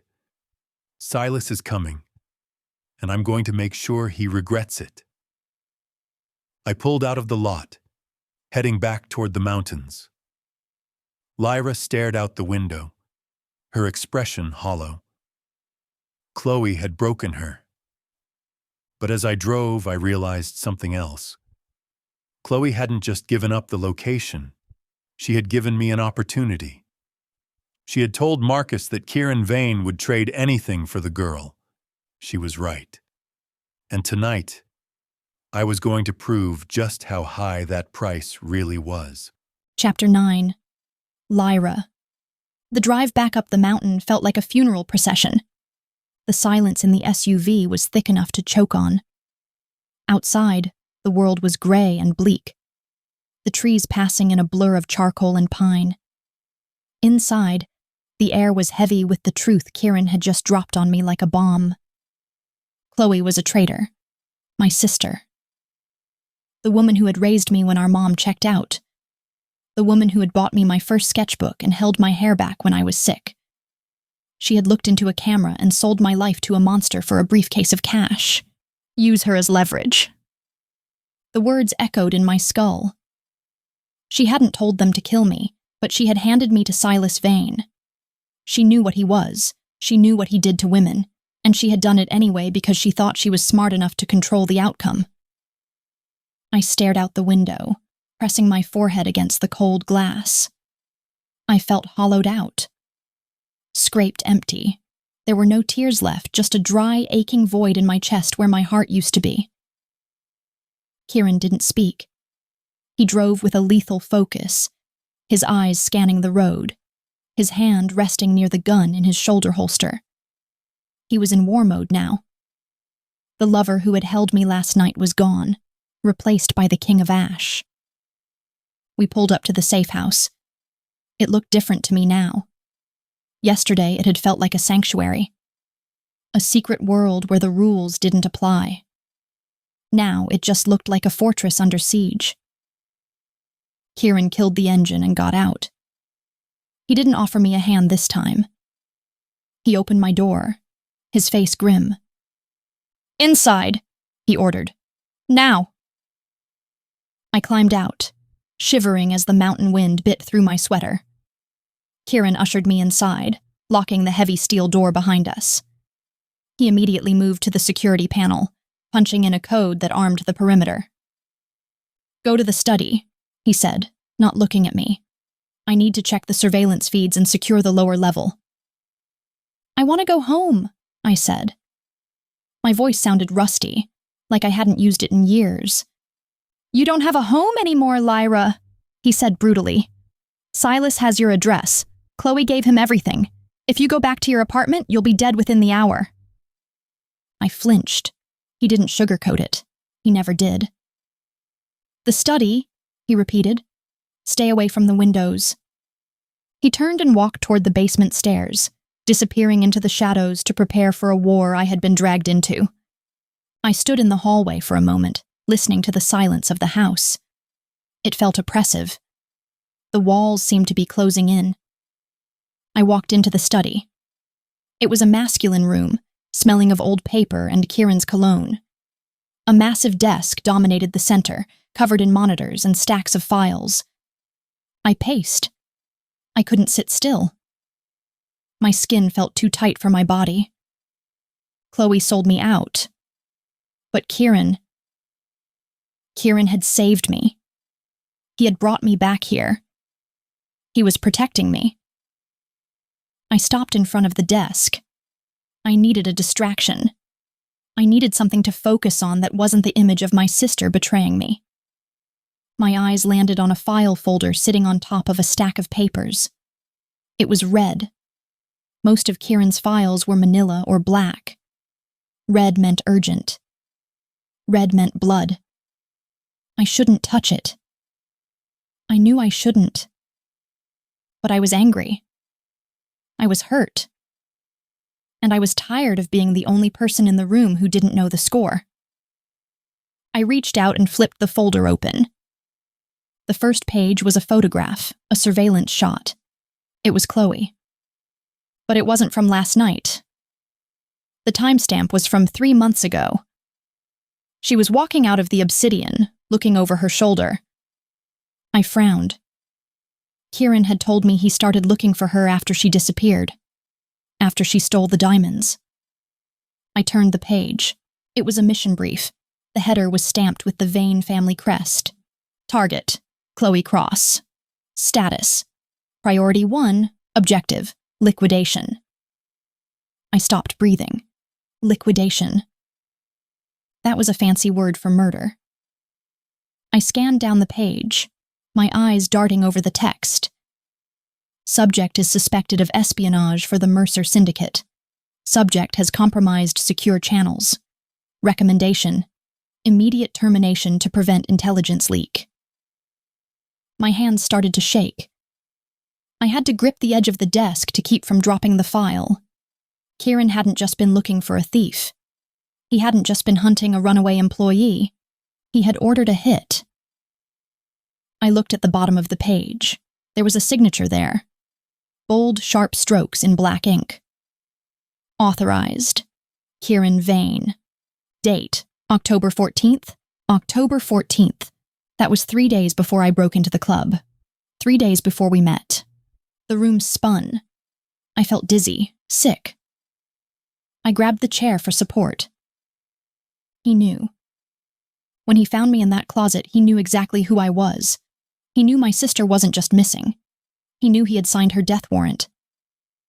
When I begged him for help? He knew. When he told me we would find her? He knew.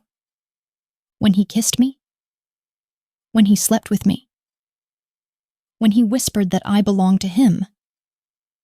He knew he was going to kill her. And he hadn't said a word. I told you not to touch my things. The voice came from the doorway. Calm, cool, detached. I looked up. Kieran was standing there. He had taken off his jacket. His gun was holstered at his side. He looked at me, then at the open file on the desk. He didn't look guilty. He didn't look sorry, and he just looked tired.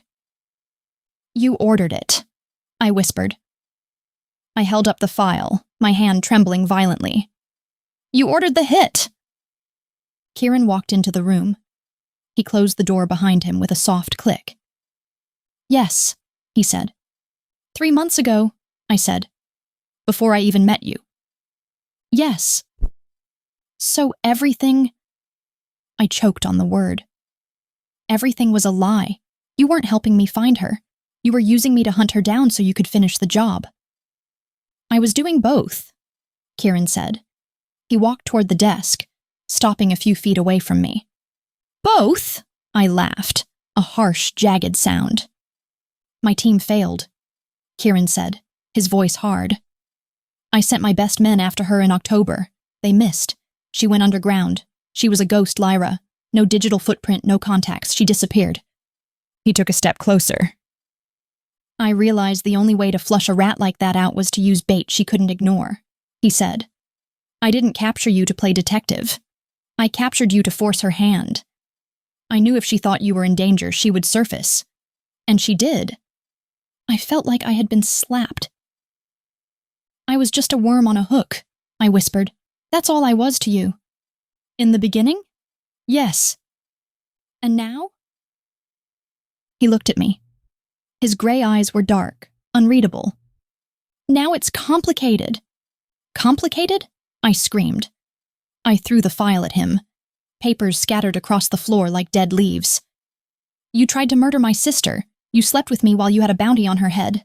That isn't complicated, Kieran. That is evil. She is a traitor, Lyra. His voice rose, matching my volume. You saw the video. You heard her. She has been working with Silas for months. She endangered my men. She endangered my family. In my world, that gets you killed. That is the law. I don't care about your world, I shouted. I care about the fact that you looked me in the eye and lied to me every single day. You let me believe we were in this together. We are in this together, he insisted. I am protecting you. From who? I demanded. From Silas? Or from yourself? I stepped around the desk, moving toward him. I poked him in the chest, hard. You signed this order, I said. You decided she deserved to die, and then you brought me into your house. You fed me. You made love to me. My voice broke on the last words. Tears stung my eyes, hot and angry. Did you laugh about it? I asked. When I was sleeping in your arms, did you think about how stupid I was? How easy I was? Kieran grabbed my wrist. His grip was tight. Desperate. It wasn't like that, he said roughly. I tried to keep it separate. I tried to keep you out of it. You failed, I spat. I tried to yank my hand back, but he wouldn't let go. I didn't kill her, he said. I missed. And when you showed up, I thought I could manage it. I thought I could find her, deal with the threat, and keep you safe. Deal with the threat, I repeated. You mean execute her? Yes. And then what? I asked. You would just come back to bed, wash the blood off your hands, and pretend my sister didn't exist? He didn't answer. The silence was answer enough. You are sick, I whispered. You are broken. I am a survivor, he said, and I am trying to make sure you survive too. I don't want your survival, I said. I want to leave. You can't. Watch me. I twisted my arm, breaking his grip. I shoved past him, heading for the door. He moved faster than I did. He always did. He slammed his hand against the doorframe, blocking my path. His body was a wall of muscle and heat. Get out of my way, I warned. No, he said. If you don't let me go, I will scream. I will fight you. Fight me then, he said. Scream. Hit me. Do whatever you have to do to get it out of your system, but you are not walking out that door. Why? I demanded. Because I'm your prisoner? Because Silas has a hit squad 5 miles down the road, Kieran roared. The mask finally slipped, revealing the raw panic underneath. Because Chloe sold you out. Because if you step 1 foot off this property, they will grab you and they will hurt you and I won't be there to stop it. He grabbed my shoulders, shaking me slightly. Do you understand? He asked, his eyes wild. Chloe didn't just sell the location, she sold you. She told them to use you as leverage. She told them where the house is! I yelled back. You saw the video! Staying here is suicide! She knows the location, Kieran said, his voice dropping to a fierce, urgent whisper. But she doesn't know the house like I do. She doesn't know about the panic room. I stared at him. The what? The panic room, he repeated.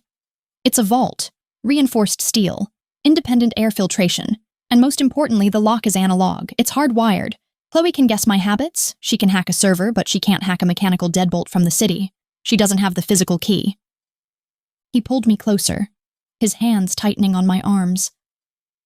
I ordered the hit on Chloe months ago, he said.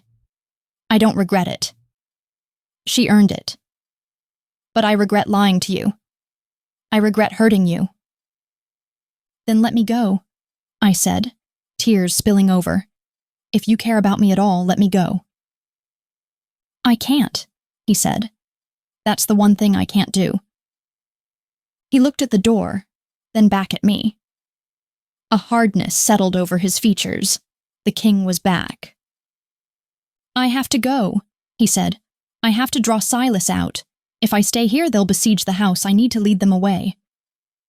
Kieran --. You're staying here, he said, in the vault. It's the only place on Earth where Silas can't get to you. He released me and stepped back, pulling a heavy brass key from his pocket. I'm locking you in, he said. No, I gasped. Kieran, no, don't trap me here. It's the only way I know you're safe, he said. I'll hate you, I promised. If you lock that door, I will hate you forever. He looked at me. His eyes were full of a terrible, aching sadness. I can live with your hate, he said softly. I can't live with your death. He opened a hidden panel in the bookshelf, revealing a heavy steel door I hadn't noticed before. He shoved me inside. It was small, lined with monitors and supplies. Kieran! I screamed, turning back. He slammed the heavy door shut. I heard the heavy, mechanical thud of the deadbolts engaging, not electronic. Solid steel sliding into place. Kieran! I pounded on the metal. Open the door! Open it! Stay quiet. His voice came through the door, muffled but clear. Don't make a sound until I come back. Kieran! I'm coming back for you, Lyra, I promise. I heard his footsteps walking away, heavy, determined, leaving me. I slid down the door until I hit the floor. I pulled my knees to my chest and buried my face in my arms. I was trapped. Trapped in a cage built by a man who claimed to care for me, hiding from a sister who had sold me to wolves. I looked at the monitors on the wall. They flickered to life, showing the empty perimeter of the house. He thought he was saving me. He thought the analog lock made me invincible. But as I sat there in the dark, clutching my knees, I prayed he was right. Because if Chloe knew about this room, if she knew how to get in, then Kieran had just locked me in my own coffin. Chapter 10. Kieran. The sound of the lock clicking shut echoed in my head long after I had walked away from the door. It was a heavy, final sound. The sound of a prison cell closing. The sound of a betrayal. I stood in the hallway for a moment, resting my forehead against the cool wood of the frame. I could hear Lyra on the other side. She had stopped screaming. Now, there was just a muffled, rhythmic thumping. She was throwing her shoulder against the door, trying to break it down. She wouldn't succeed. I had reinforced that frame myself 3 years ago. It was solid oak, bolted into concrete. She was safe. She hated me, but she was safe. I pushed away from the door and walked down the hall. I felt sick. My father used to lock people up. He used to keep them in the basement of the estate until they learned their lesson, or until they stopped being useful. I had killed him to stop that cycle. I had killed him to free myself from the monster he tried to make me. And yet, here I was, turning the key on the woman I was supposed to be protecting. I needed to end this. Tonight. I checked my weapon as I walked to the garage. A Sig Sauer P226, fully loaded. I tucked a spare magazine into my waistband and grabbed a knife from the kitchen counter. It wasn't my usual loadout, but I was angry. And anger made me reckless. I got into the black SUV and tore out of the driveway. The gravel sprayed behind me as I hit the access road, speeding toward the city. Silas had texted me an hour ago. Just an address and a time. Warehouse 4B, the docks, midnight. It was a trap. I knew it was a trap. Silas didn't do parlays. He didn't do peaceful resolutions.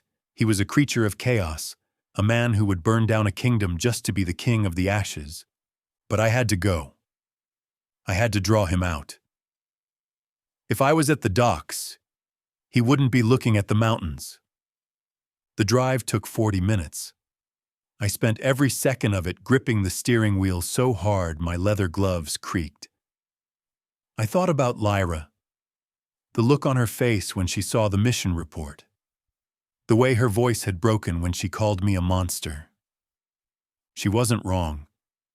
I pulled up to the docks. The air here was different from the mountains. It was thick, heavy with the smell of salt, diesel, and rotting fish. The fog rolled in off the water, obscuring the rows of shipping containers stacked like jagged teeth against the skyline. I parked the car in the shadows and got out. I didn't bother sneaking. Silas knew I was coming. Warehouse 4B was a rusted hulk of corrugated metal sitting at the end of a pier. The main door was open, a rectangle of yellow light spilling out onto the wet pavement. I walked in. The warehouse was empty, save for a single wooden chair in the center of the concrete floor. Silas sat there, relaxed, his legs crossed at the ankle. He was wearing a white suit that looked pristine against the grime of the building. It was a power move, a statement. I am untouchable. He smiled when he saw me. It was the smile of a shark scenting blood. "Brother," Silas said. His voice echoed in the vast space. "You look tired." "And you look like a pimp," I replied, stopping 10 feet away from him. "Where are your men, Silas? I know you didn't come alone." Silas laughed. He stood up, buttoning his jacket. "Always to the point," he said. "You never did know how to enjoy the foreplay, Kieran. That's why Father liked you best. You were efficient." "Father liked me because I wasn't a psychopath," I said. "And look how that turned out for him." Silas's smile faltered for a second. The mention of our father always touched a nerve. Silas had wanted the throne, but he had wanted Daddy's approval more. He never got either. "You stole it," Silas spat. "You put a bullet in his head and stole my birthright." "I saved the family," I corrected. "You would have run us into the ground in a week. You have no discipline." "Discipline," Silas mocked. "Is that what you call it? Playing house with the little stray you picked up?" I went still. "Leave her out of this," I said. "Oh, I don't think I can," Silas said. He started walking in a slow circle around me. "Chloe tells me her sister is quite the firecracker. Pretty, smart, and apparently good in bed, if the way you're guarding her is any indication."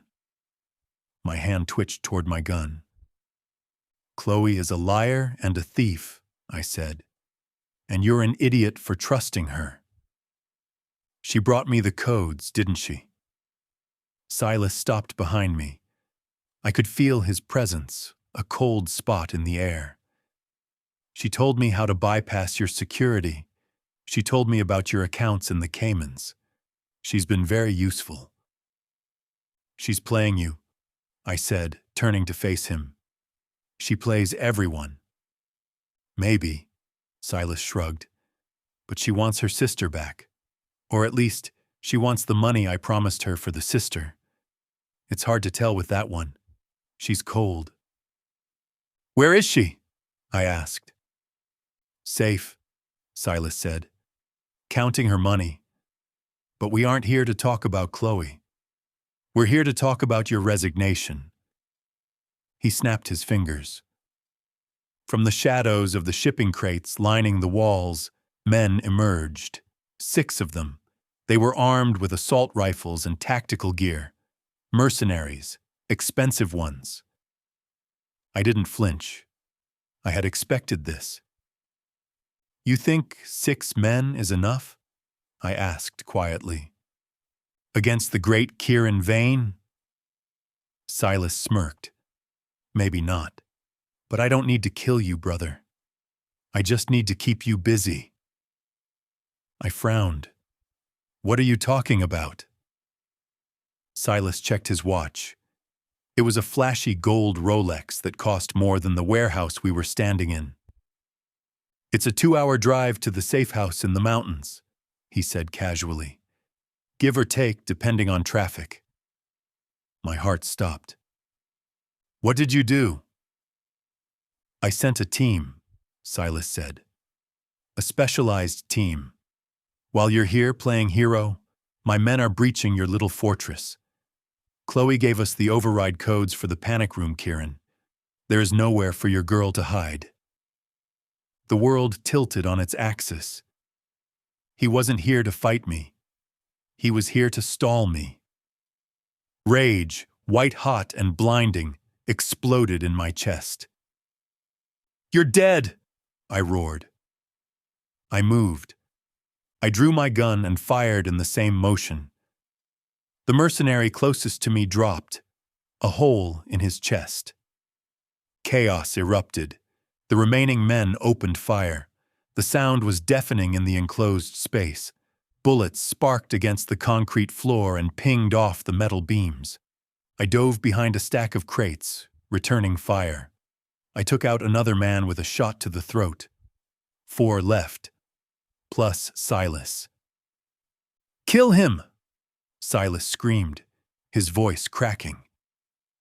He had retreated to the back of the warehouse, hiding like the coward he was. I didn't have time for a shootout. I needed to end this now. I needed to get back to Lyra. I broke cover, sprinting toward the next stack of pallets. Bullets tore through the wood inches from my head. Splinters rained down on me. I slid across the floor, firing as I moved. I caught one man in the knee. He went down screaming. I put a second round in his head to silence him. 3 mercenaries left. I was out of ammo. I dropped the empty magazine and slammed the fresh one home, the mechanical click sounding like judgment. I flanked them. They were expecting me to stay pinned, to play defense. But I was on the offense now. I was fighting for something more than territory. I came around the side of a forklift and caught 2 of them reloading. I didn't shoot. I was too close. I holstered the gun and pulled the knife. I drove the blade into the first man's neck, twisting it as I pulled it out. Hot blood sprayed over my hand. The second man swung his rifle like a club. I ducked, the stock grazing my shoulder, numbing my arm. I swept his legs, bringing him down hard. Before he could recover, I drove my boot into his throat, crushing his windpipe. 1 mercenary left. And Silas. I scanned the room, my chest heaving. The silence was heavy, broken only by the groans of the dying men. "Come out, Kieran!" Silas yelled from the catwalk above. "Stop delaying the inevitable. She's probably already in the van." I looked up. Silas was standing on the metal walkway overlooking the floor, a pistol in his hand. The last mercenary was guarding the stairs. I didn't hesitate. I raised my gun and fired. The mercenary took 2 rounds to the chest and tumbled down the stairs. It was just me and my brother. I walked to the bottom of the stairs, looking up at him. I was covered in blood that wasn't mine. I must have looked like a demon. Silas pointed his gun at me, his hand shaking. "Don't come up here," he warned. "Call them off," I said. My voice was calm, deadly quiet. "Call your men and tell them to stand down." "It's too late," Silas said, a manic grin spreading across his face. "They have orders. If they secure the package, they kill anyone else in the house. If they don't secure the package, they burn the house down." I saw red. I started climbing the stairs. Silas fired. The bullet sparked off the railing next to my hand. He fired again, missing me by inches. He was panicking. I didn't stop. I walked through his fire like a ghost. When his gun clicked empty, he threw it at me. It bounced harmlessly off my chest. I reached the top of the stairs. Silas backed away, stumbling. "Kieran, wait," he stammered. "We can make a deal. We can share the territory." I grabbed him by the throat and slammed him against the railing. The metal groaned under the impact. "I don't want the territory," I snarled in his face. "I don't want the money. I don't want the crown. I squeezed, watching his eyes bulge, watching the air leave his lungs. I just want her. I wanted to kill him. God, I wanted to kill him. I wanted to snap his neck and throw his body onto the concrete below. It would be easy. It would be justice. But if I killed him now, I wouldn't know who he sent. I wouldn't know how many men were at the safe house. I slammed his head against the railing again, dazing him. How many? I demanded. How many men did you send? 4, Silas wheezed. Elite guard. You'll never make it in time. I released him. He slumped to the grating, gasping for air. If you touch her, I said, pointing a blood-slicked finger at him, if she has a single scratch on her, I will find you, and I will take you apart, piece by piece. I didn't wait for his response. I turned and ran. I vaulted down the stairs, skipping the last few steps. I sprinted out of the warehouse into the cool, damp night. I threw myself into the SUV, keying the ignition. The engine roared to life. I peeled out of the parking lot, hitting the main road at 80 miles an hour. Silas was right. It was a 2-hour drive. I checked the clock on the dash. 12:45 a.m. They had likely breached the perimeter 10 minutes ago. Lyra was locked in a room with no weapons and no way out. She thought I was the villain. She thought I had abandoned her to go fight a war over money. She didn't know I was coming. I pressed the accelerator to the floor, weaving through the late-night traffic. Hold on, I thought, gripping the wheel until my hands ached. Just hold on, Lyra. Fight them. I remembered the way she had looked in the attic, wielding a candlestick like a weapon. The fire in her eyes when she told me she hated me. She was a survivor. She was strong. But 4 elite mercenaries against 1 girl with no shoes? Fear, cold and paralyzing, clawed at my throat. I wasn't praying for victory anymore. I wasn't praying for the throne. I was praying that I wouldn't have to bury the only woman who had ever made me feel alive. Chapter 11. Lyra. The silence of the house didn't last long.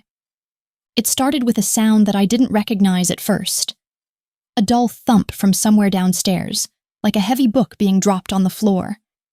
Then came a shatter of glass, sharp and distinct. I froze, my back pressed against the cold steel of the vault door. Then the gunfire started. It wasn't like in the movies. It was sporadic. Pop. Pop. Then silence. Then a burst of automatic fire that vibrated through the floorboards and into my bare feet. Kieran was right. They were here. I scrambled away from the door, my heart hammering a frantic rhythm against my ribs. I looked around the panic room for a weapon. My options were limited. A flashlight, a first aid kit, a heavy fire extinguisher mounted on the wall. I grabbed the extinguisher. It was heavy, but the weight of it in my hands made me feel slightly less helpless. I retreated to the far corner of the room, crouching behind a metal supply shelf. The noise grew louder, shouting, heavy boots on the hardwood floors outside. "Clear!" a voice shouted from the study. It wasn't a voice I knew. "The bookcase?" another voice ordered. "She's behind the wall. Drill it." I stopped breathing. They knew exactly where the room was. Chloe must have remembered the layout better than Kieran thought. A high-pitched mechanical whine cut through the air. A drill. They were drilling through the locking mechanism. Kieran had said the lock was analog. He said it couldn't be hacked. He was right, but he hadn't counted on them bringing industrial tools to physically break it. Sparks flew from the seam of the door. The sound was deafening, a screeching of metal on metal that set my teeth on edge. Thunk. The drill punched through. Then came a heavy, rhythmic pounding. Someone was hitting the locking bars with a sledgehammer. Bang, bang, crack! The heavy steel door groaned. The deadbolts, damaged by the drill, gave way with a sickening metallic screech. The door swung open. Lyra? The voice was familiar. So familiar it made my knees weak. I opened my eyes. Standing in the doorway, silhouetted by the hallway lights, was a woman. She was wearing tactical gear, black cargo pants, a vest, heavy boots. Her blonde hair was pulled back in a severe ponytail. She held a gun in her hand with a casual ease that terrified me. It was Chloe, my sister. For a second, my brain short-circuited. Relief crashed into me, hot and overwhelming. She was here. She was alive. She had come to save me. Chloe! I gasped, scrambling up from behind the chair. I dropped the letter opener. Oh my God, you're here! I ran toward her. I wanted to hug her. I wanted to cry. But Chloe didn't holster her gun. She didn't open her arms. She stepped into the room and swept the barrel of her weapon across the space, checking the corners like a soldier clearing a kill zone. Where is he? She asked. Her voice was cold. Clipped. I stopped a few feet away from her, confused. He's gone, I said. Kieran left. He went to stop Silas. Good, Chloe said. That makes this easier. She looked at me then, really looked at me. There was no warmth in her eyes, no relief at seeing me safe. She looked at me like I was a package she had been sent to collect. You look terrible, she noted. I've been kidnapped, I stammered. Kieran kept me here. He told me you were a traitor. Chloe scoffed. She walked over to the desk, her eyes scanning the papers Kieran had left there. Kieran Vane is a liar, she said, and a tyrant. Did he tell you he tried to kill me? Yes, I said. He admitted it. He showed me the file. And you stayed? Chloe looked at me with disappointment. I taught you better than that, Lyra. I taught you not to trust men like him. I was a prisoner, I defended. I didn't have a choice. But we have to go. Silas sent men. They're downstairs. Chloe smiled. It wasn't her smile. It was a stranger's smile, sharp and devoid of humor. I know, she said. I came with them. The world stopped. The air left the room. What? I whispered. I'm working with Silas, Chloe said casually. She picked up a flash drive from the desk and pocketed it. He pays better, and he promised me a seat at the table when Kieran is dead. I took a step back, then another. Kieran told me, I murmured, the pieces finally clicking together in a horrific mosaic. He showed me the video. You sold the codes, you sold the location. I did what I had to do, Chloe said. I was tired of being a servant, Lyra. I was tired of watching men like Kieran run the world while I cleaned up their messes. I wanted my cut. You sold me, I said, my voice rising. In the video, you told them I was here. You told them to do whatever they wanted with me. Chloe sighed. She looked annoyed, like I was a child asking too many questions. I knew they wouldn't kill you, she said. Silas needs you. You're Kieran's weakness. As long as we have you, Kieran will do whatever we say. I'm your sister, I choked out. And I'm saving you, Chloe said. Kieran would have bored of you eventually. He would have tossed you aside or put a bullet in you like he tried to do to me. Silas is going to win this war, Lyra, and because of me, you're going to be on the winning side. She gestured with the gun. Now let's go. We're on a schedule. I stared at the gun. It was pointed at my chest. My sister was pointing a gun at me. The betrayal was so absolute, so complete that I couldn't even feel it. I felt numb, frozen. No, I said. Chloe blinked. Excuse me? I'm not going with you, I said. You're crazy. You're a criminal. I'm your family, she snapped. My family wouldn't sell me to a psycho, I screamed. My family wouldn't point a gun at me. I am doing this for us, Chloe yelled back. The cool facade cracked, revealing a frantic, desperate edge underneath. Do you think I wanted to live in that crappy apartment forever? Do you think I wanted to scrape by while Kieran Vane bought million-dollar cars? I took what we deserved.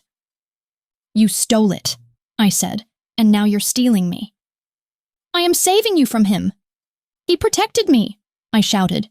He locked me in this room to keep me safe from you. Chloe's face twisted. He brainwashed you, she spat. Typical. She lunged forward and grabbed my arm, her fingers dug into my flesh, painful and sharp. You're coming with me, she hissed. Silas is waiting. I fought her. I clawed at her hand, trying to break her grip. I kicked her shins. Let me go! Stop it, she shouted. She struck me. She brought the butt of the gun down on the side of my head. Pain exploded behind my eyes. White light flashed in my vision. My knees buckled, and I slumped toward the floor. Chloe caught me before I hit the ground. She wrapped an arm around my waist, hauling me up. I was dizzy, the room spinning around me. Why do you always have to make things difficult? She muttered. She dragged me out of the study and into the hallway. I tried to plant my feet, but my legs wouldn't cooperate. I was dead weight. We reached the top of the stairs. I looked down. The foyer was a slaughterhouse. 3 men in black tactical gear lay on the marble floor. But they weren't Silas's men. They were Kieran's guards, the men he had left to watch the perimeter. They were dead. One of them was sprawled at the bottom of the stairs, his eyes open and glassy. Chloe stepped over him without blinking. Don't look, she said, her voice oddly gentle now that she had hit me. It's messy. She dragged me out the front door into the cold night air. A black van was waiting in the driveway, engine idling. 2 men with assault rifles stood by the open sliding door. They wore the crest of the Mercer Syndicate on their vests. You got her? One of them asked. She put up a fight, Chloe said, panting slightly.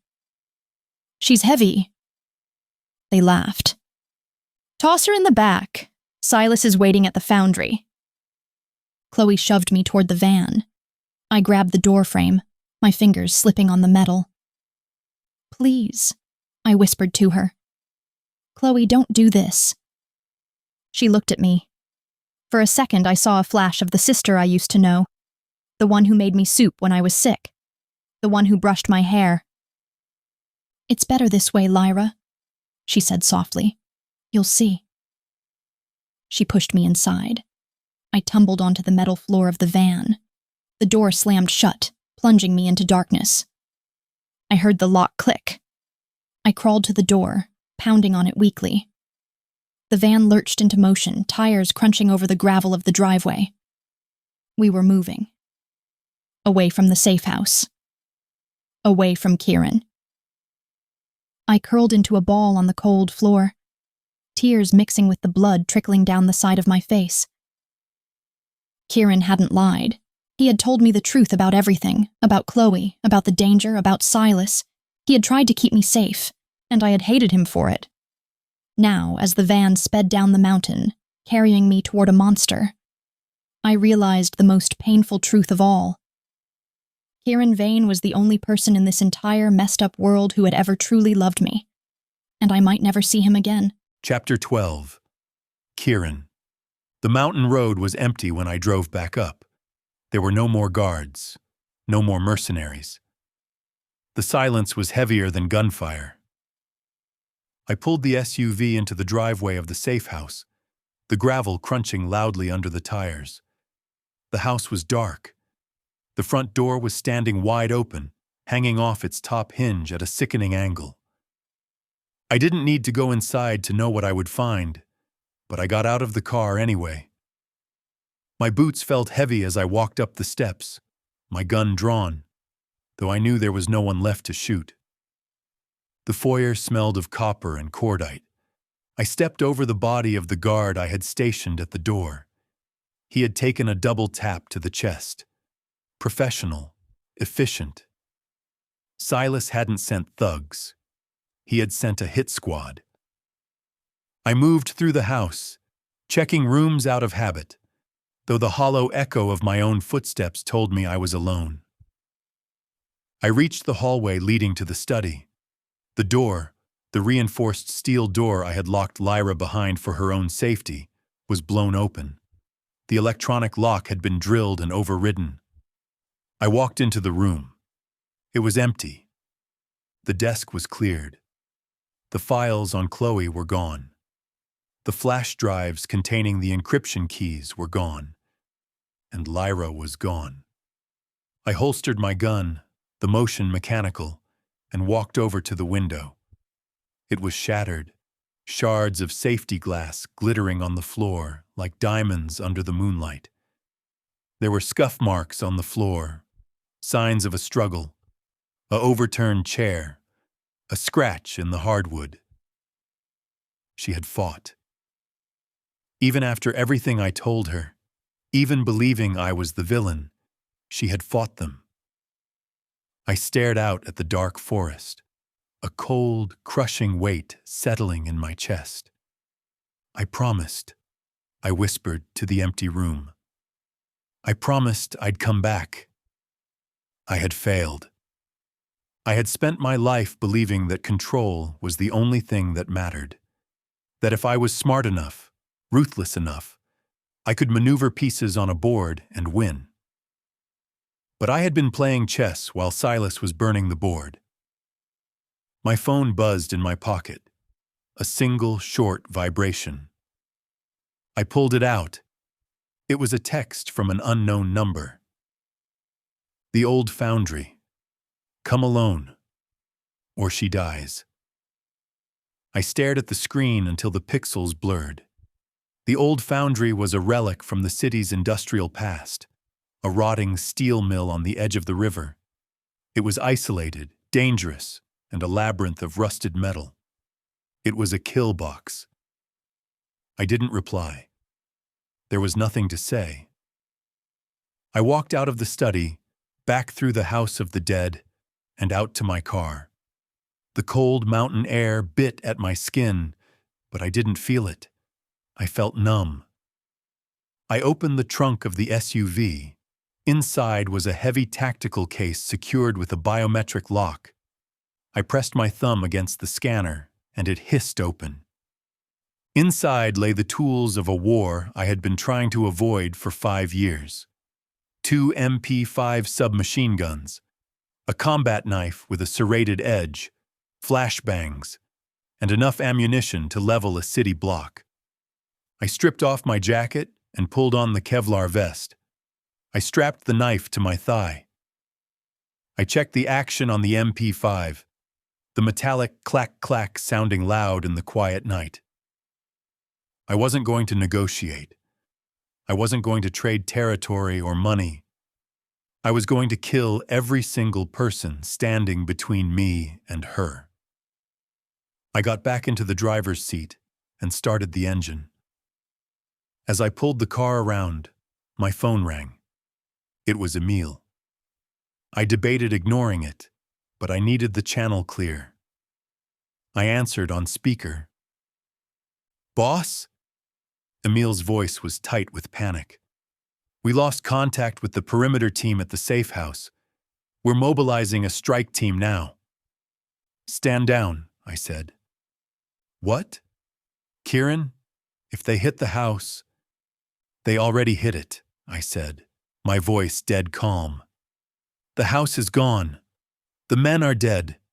They have Lyra." "Fuck," Emile breathed. "Okay. We can track them.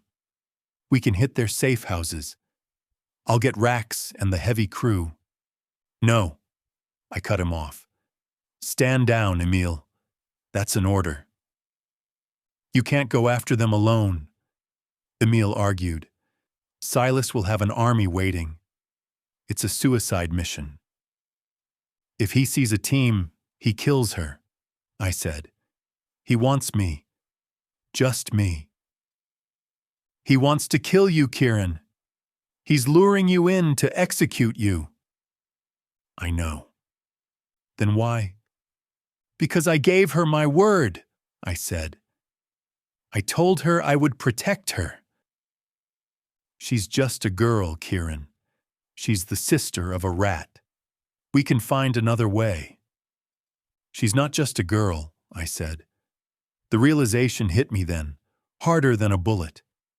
She's everything. There was a long silence on the other end of the line. Emil knew me. He knew I didn't do sentiment. He knew I didn't do love. But he also knew that tone in my voice. "Where are you going?" Emil asked quietly. "The old foundry." "Kieran." "If I'm not back by dawn," I said, "burn the files, liquidate the accounts, and tell Rax he's free." I hung up before he could argue further. I tossed the phone onto the passenger seat. The drive to the foundry took 40 minutes. I broke every traffic law in the city, weaving through the late-night traffic like a ghost. My mind should have been on tactics. I should have been counting rounds, visualizing entry points, calculating angles of fire. But all I could think about was Lyra. I thought about the way she looked when she slept, her dark hair fanned out on my pillow. I thought about the fire in her eyes when she held that candlestick in the attic, ready to fight me. I thought about the way she tasted, like whiskey and defiance. I had spent years killing the part of me that could feel. My father had beaten it out of me, and I had buried the rest when I put a bullet in his skull. I thought I was hollow. I thought I was safe. And then a girl in a stolen waitress uniform had broken into my office and ripped my chest open. She hated me. She had every right to. I had lied to her, kidnapped her, and used her. But I loved her. I realized it now, with the speedometer climbing past 100. I loved her enough to walk into a trap. I loved her enough to die if it meant she walked away. I pulled up to the foundry district. The streetlights here were broken, leaving the road in darkness. The skeleton of the mill loomed against the skyline, a massive, rusting beast of iron and shadow. I killed the lights and parked the SUV a block away, tucking it behind a pile of construction debris. I got out, the weight of the vest and weapons familiar and grounding.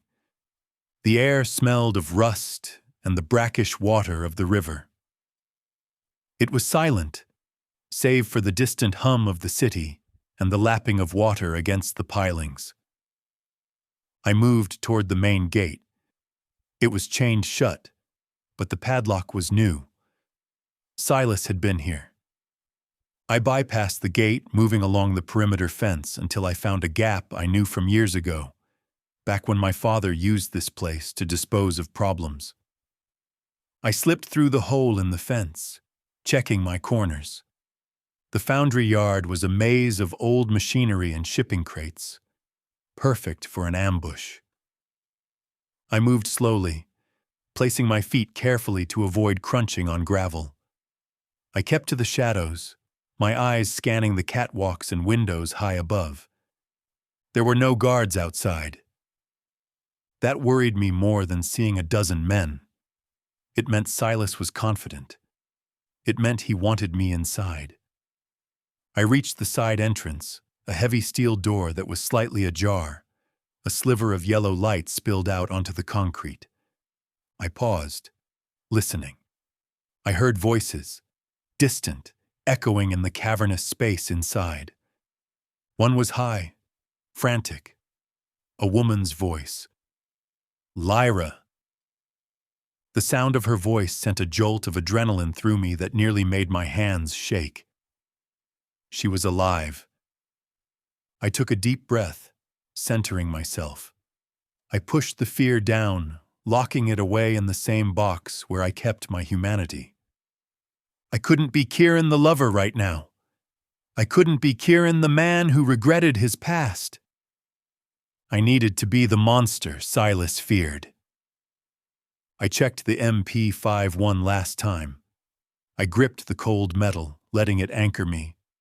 I pushed the door open and stepped into the darkness. I was coming for her, and God help anyone who stood in my way. Chapter 13. Lyra. The smell of rust was the first thing that hit me. It tasted like blood on the back of my tongue. I blinked my eyes open, fighting the wave of nausea that rolled through my stomach. My head throbbed where Chloe had struck me with the gun, a sharp, rhythmic pounding that synced with the terrifying beat of my heart. I was sitting in a chair, a hard metal chair bolted to the concrete floor. My hands were pulled behind my back, bound tight at the wrists. My ankles were tied to the chair legs. I tested the bonds immediately. Rope, rough and scratching against my skin.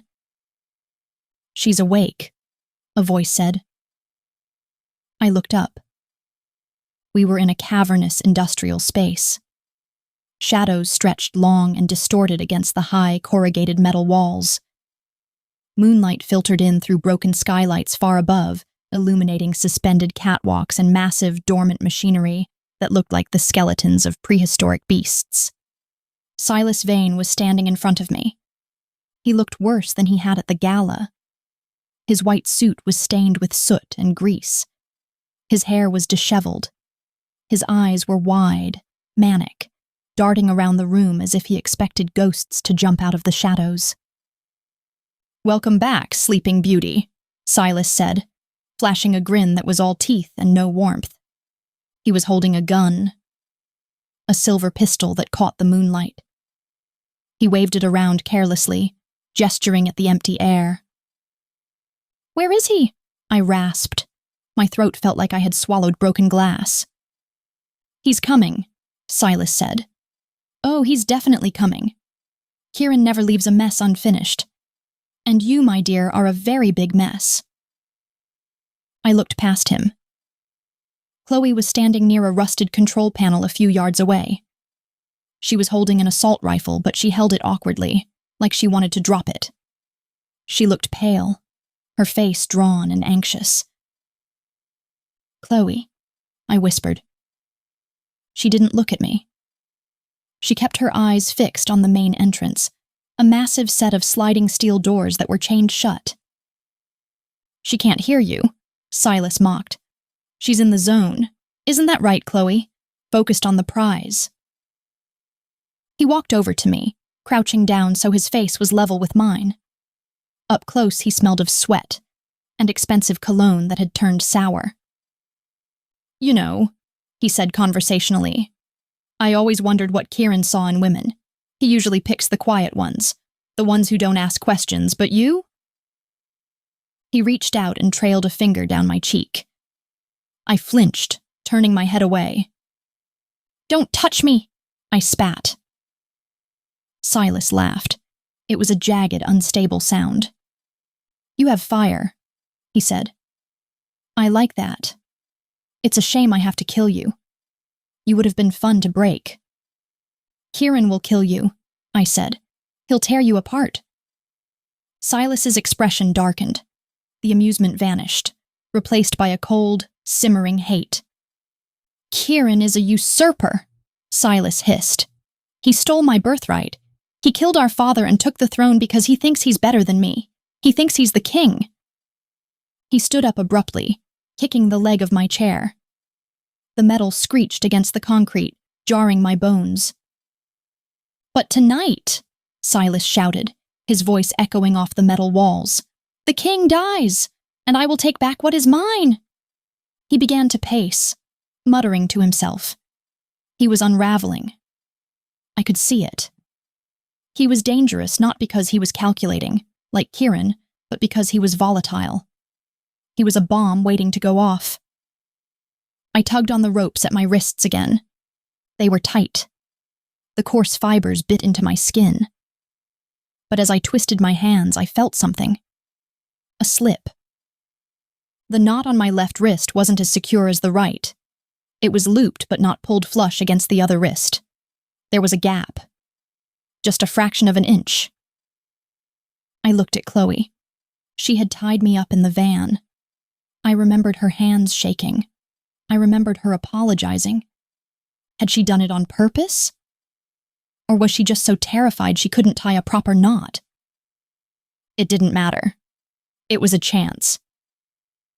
I started working my thumb, folding it into my palm, trying to slide my hand through the loop. It hurt.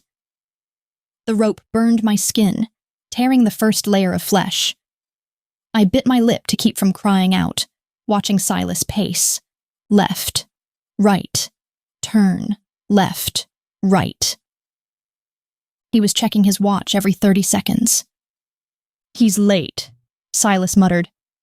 "Why is he late? He should be here."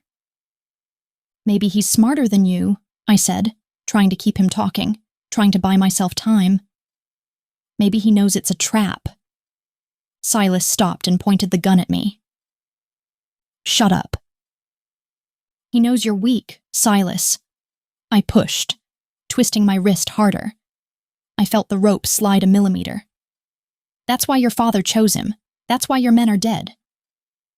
Silas roared and stormed toward me. He raised his hand to strike me. I braced myself for the blow, but he froze. A sound cut through the silence of the foundry, the squeal of metal on metal.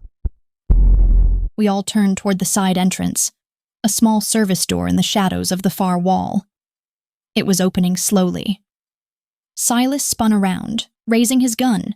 "Chloe," he shouted. "Eyes up." Chloe jerked to attention, lifting her rifle.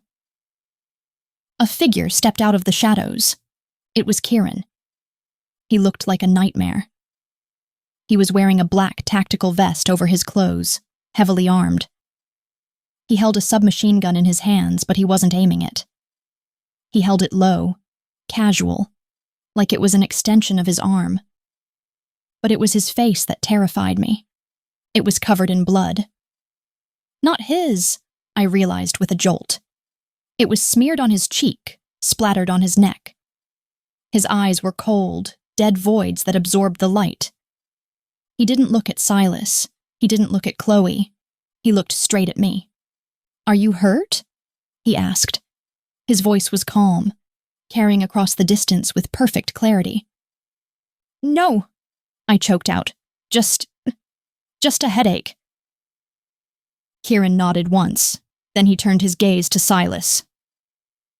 "Let her go, Silas," Kieran said. Silas laughed. He backed up until he was standing right next to me, pressing the barrel of his gun against my temple. The metal was cold against my skin. "You don't give orders here, brother," Silas said. "I have the girl. I have the high ground. You lose." "I'm not here to win," Kieran said. "I'm here to trade." He stopped 10 feet away. He slowly lowered his submachine gun to the floor. Then he unbuckled his vest and let it drop. He pulled a knife from his belt and tossed it aside. He stood there unarmed, his hands held out to his sides. "Me for her," Kieran said. "Let Lyra walk out of here. You can kill me. You can have the Empire. You can have it all." My heart shattered. He was serious. He was going to die for me. "No," I screamed. "Kieran, don't do it." "Quiet, Lyra," Kieran said softly, never taking his eyes off Silas. "It's a good deal, Silas. You get everything you ever wanted. All you have to do is open the door." Silas stared at Kieran. He looked suspicious, waiting for the trick. "You'd really do it?" Silas asked. "You'd die for this? Nobody?" "She's not a nobody," Kieran said. "She's the only thing that matters." Silas's face twisted. Envy, pure and ugly, contorted his features. He hated that Kieran had the throne, but he hated this more. He hated that Kieran had something worth dying for. "You're pathetic," Silas spat. "Father was wrong about you. You're weak." "Take the deal, Silas," Kieran said. "Let her go." Silas smiled. It was a cruel final expression. "No," Silas said, I don't think I will. I think I'll kill her first, just so you can watch. And then I'll kill you. He cocked the hammer of the gun pressed against my head. The click was the loudest sound in the world. Goodbye, Lyra. Panic exploded in my chest. I yanked my left hand. Hard. I didn't care about the pain. I didn't care if I broke my thumb. I pulled with every ounce of hysterical strength I possessed. The skin on my hand tore. Blood slicked my wrist. And then my hand popped free. Silas didn't notice. He was focused on Kieran, savoring the moment of his victory. I didn't hesitate. I didn't think. I reached down to the floor beside the chair. There was a pile of industrial debris there, rusted gears, bolts, and a length of heavy iron chain. My fingers closed around the cold metal links of the chain. It was heavy. Solid. Silas took a breath, his finger tightening on the trigger. I swung. I brought the chain up and around with a primal scream, putting my entire body weight into the motion. The iron links whipped through the air and struck Silas across the face. The impact was sickening, a crunch of bone and cartilage. Silas shrieked, staggering back. The gun fired, but the shot went wide, sparking off the concrete floor inches from my foot. He clutched his face, blood pouring through his fingers. "Bitch!" he screamed. "Kieran!" I yelled. I didn't need to tell him. He was already moving. The moment the gun went off, Kieran exploded into motion. He didn't dive for cover. He didn't run away. He sprinted straight at us. Silas recovered, blindly waving the gun in my direction, his face a mask of blood and rage. "Kill her!" Silas screamed to Chloe. "Shoot her!" I looked at Chloe. She raised the rifle, aiming it at me. Her hands were shaking so hard the barrel vibrated. "I can't," she whimpered. "Do it!" Silas roared. He leveled his pistol at my chest. I couldn't move. My ankles were still tied. I was a sitting duck. I squeezed my eyes shut. But the shot never came.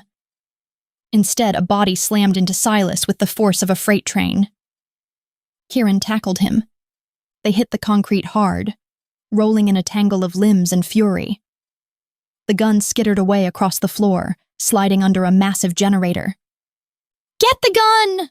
Silas screamed, clawing at Kieran's face. I frantically worked at the knot on my other wrist, ignoring the chaos erupting in front of me. Kieran and Silas were fighting like animals, punches landing with wet, meaty thuds. But Kieran was winning. He was focused, disciplined, and utterly lethal. He blocked a wild swing from Silas and drove his fist into his brother's stomach, doubling him over. I ripped my right hand free. I fumbled with the ropes at my ankles. "Chloe!" Silas yelled, his voice desperate. "Help me!" Chloe stood frozen, the rifle lowered, watching the brothers fight. She looked terrified, paralyzed by indecision. I finally got the knot on my ankles loose. I kicked the ropes away and stood up, my legs trembling. I grabbed the heavy chain again. Kieran had Silas pinned now. He had his hands around Silas's throat, squeezing. Silas was thrashing, his face turning purple, his heels drumming against the floor. But then Silas did something desperate. He reached into his boot. "Kieran!" I screamed. "Knife!" Kieran didn't hear me in time. Silas pulled a jagged combat knife and drove it upward. Kieran jerked back, but not fast enough. The blade sliced across his side, tearing through his shirt and skin. Kieran roared in pain, his grip loosening. Silas scrambled out from under him, gasping for air, the bloody knife clutched in his hand. He scrambled to his feet, backing away. "You bleed just like anyone else," Silas panted, wiping blood from his mouth. Kieran stood up. He clamped a hand over the wound in his side. Blood seeped through his fingers, dark and fast. But his expression didn't change. He looked at the knife, then at Silas. "Is that all you've got?" Kieran asked. He stepped toward his brother. Silas lunged, and the real fight began. Chapter 14. Kieran. Pain was a familiar old friend. It radiated from the gash in my side, hot and sharp, pulsing in time with my heartbeat. I pressed my hand against the wound, feeling the warm, sticky flow of blood seeping through my fingers. It was deep. Not fatal, not yet, but it was draining me. Silas stood 5 feet away, tossing the combat knife from hand to hand. He looked manic, his eyes wide and bright with the adrenaline of the kill. He wasn't fighting for territory anymore. He was fighting for the sheer pleasure of watching me bleed. "Look at you," Silas sneered, circling to my left. "The king of ash. You're bleeding out, brother. You look mortal." "Come and finish it then," I rasped. I kept my center of gravity low.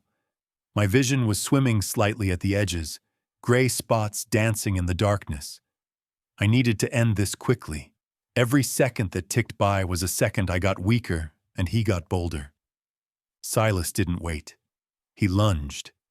He was fast, faster than I gave him credit for. The knife slashed through the air, aiming for my throat. I didn't try to dodge. I stepped into the strike. I caught his wrist with my left hand, the impact jarring my shoulder. With my right hand, I drove a fist into his ribs. I felt bone give way under my knuckles.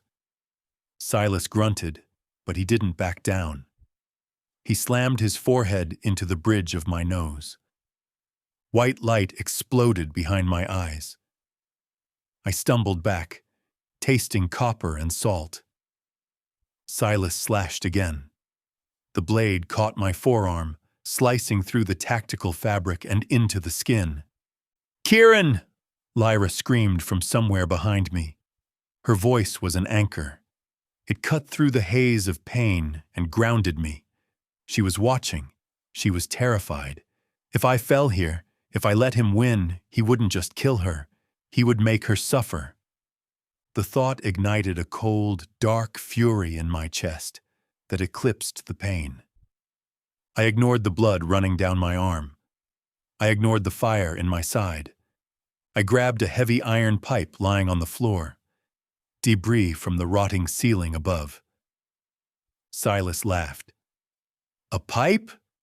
Really? You're going to fight me like a street thug?" "I am a street thug, Silas," I said. "I'm just the one in the suit." I swung the pipe. Silas ducked, but he was too slow. The metal connected with his shoulder with a sickening crunch. He screamed, dropping the knife. He scrambled backward, clutching his shoulder, his face twisted from arrogance to fear. "You broke it!" he wailed. "You broke my arm!" "I'm going to break everything," I promised. I advanced on him. Silas scrambled to his feet, backing away until he hit a massive, rusted conveyor belt. He looked around wildly for a weapon, but there was nothing within reach. "You were always too soft," Silas shouted, spitting blood. "That was your problem, Kieran, even with Father. You didn't kill him because you wanted power. You killed him because you were weak." I stopped. The memory of that night, 10 years ago, washed over me. The rain, the gun in my hand, my mother crying in the corner with a bruised face. "I killed him to save her," I said coldly, "because he was going to beat her to death." "She deserved it," Silas screamed. "She was weak, just like you. Just like that girl over there." He pointed a shaking finger at Lyra. "Father knew how to rule," Silas ranted, his eyes rolling in his head. "He knew that fear was the only currency that mattered. But you wanted peace. You wanted order. You wanted to play the hero." He laughed, a wet, gurgling sound. "And look where it got you. Bleeding in a warehouse, dying for a whore." That was it. The last tether of restraint snapped. I dropped the pipe. It clattered loudly on the concrete. I didn't want a weapon. I wanted to feel him die. I launched myself at him. Silas tried to kick me, but I caught his leg and threw him aside.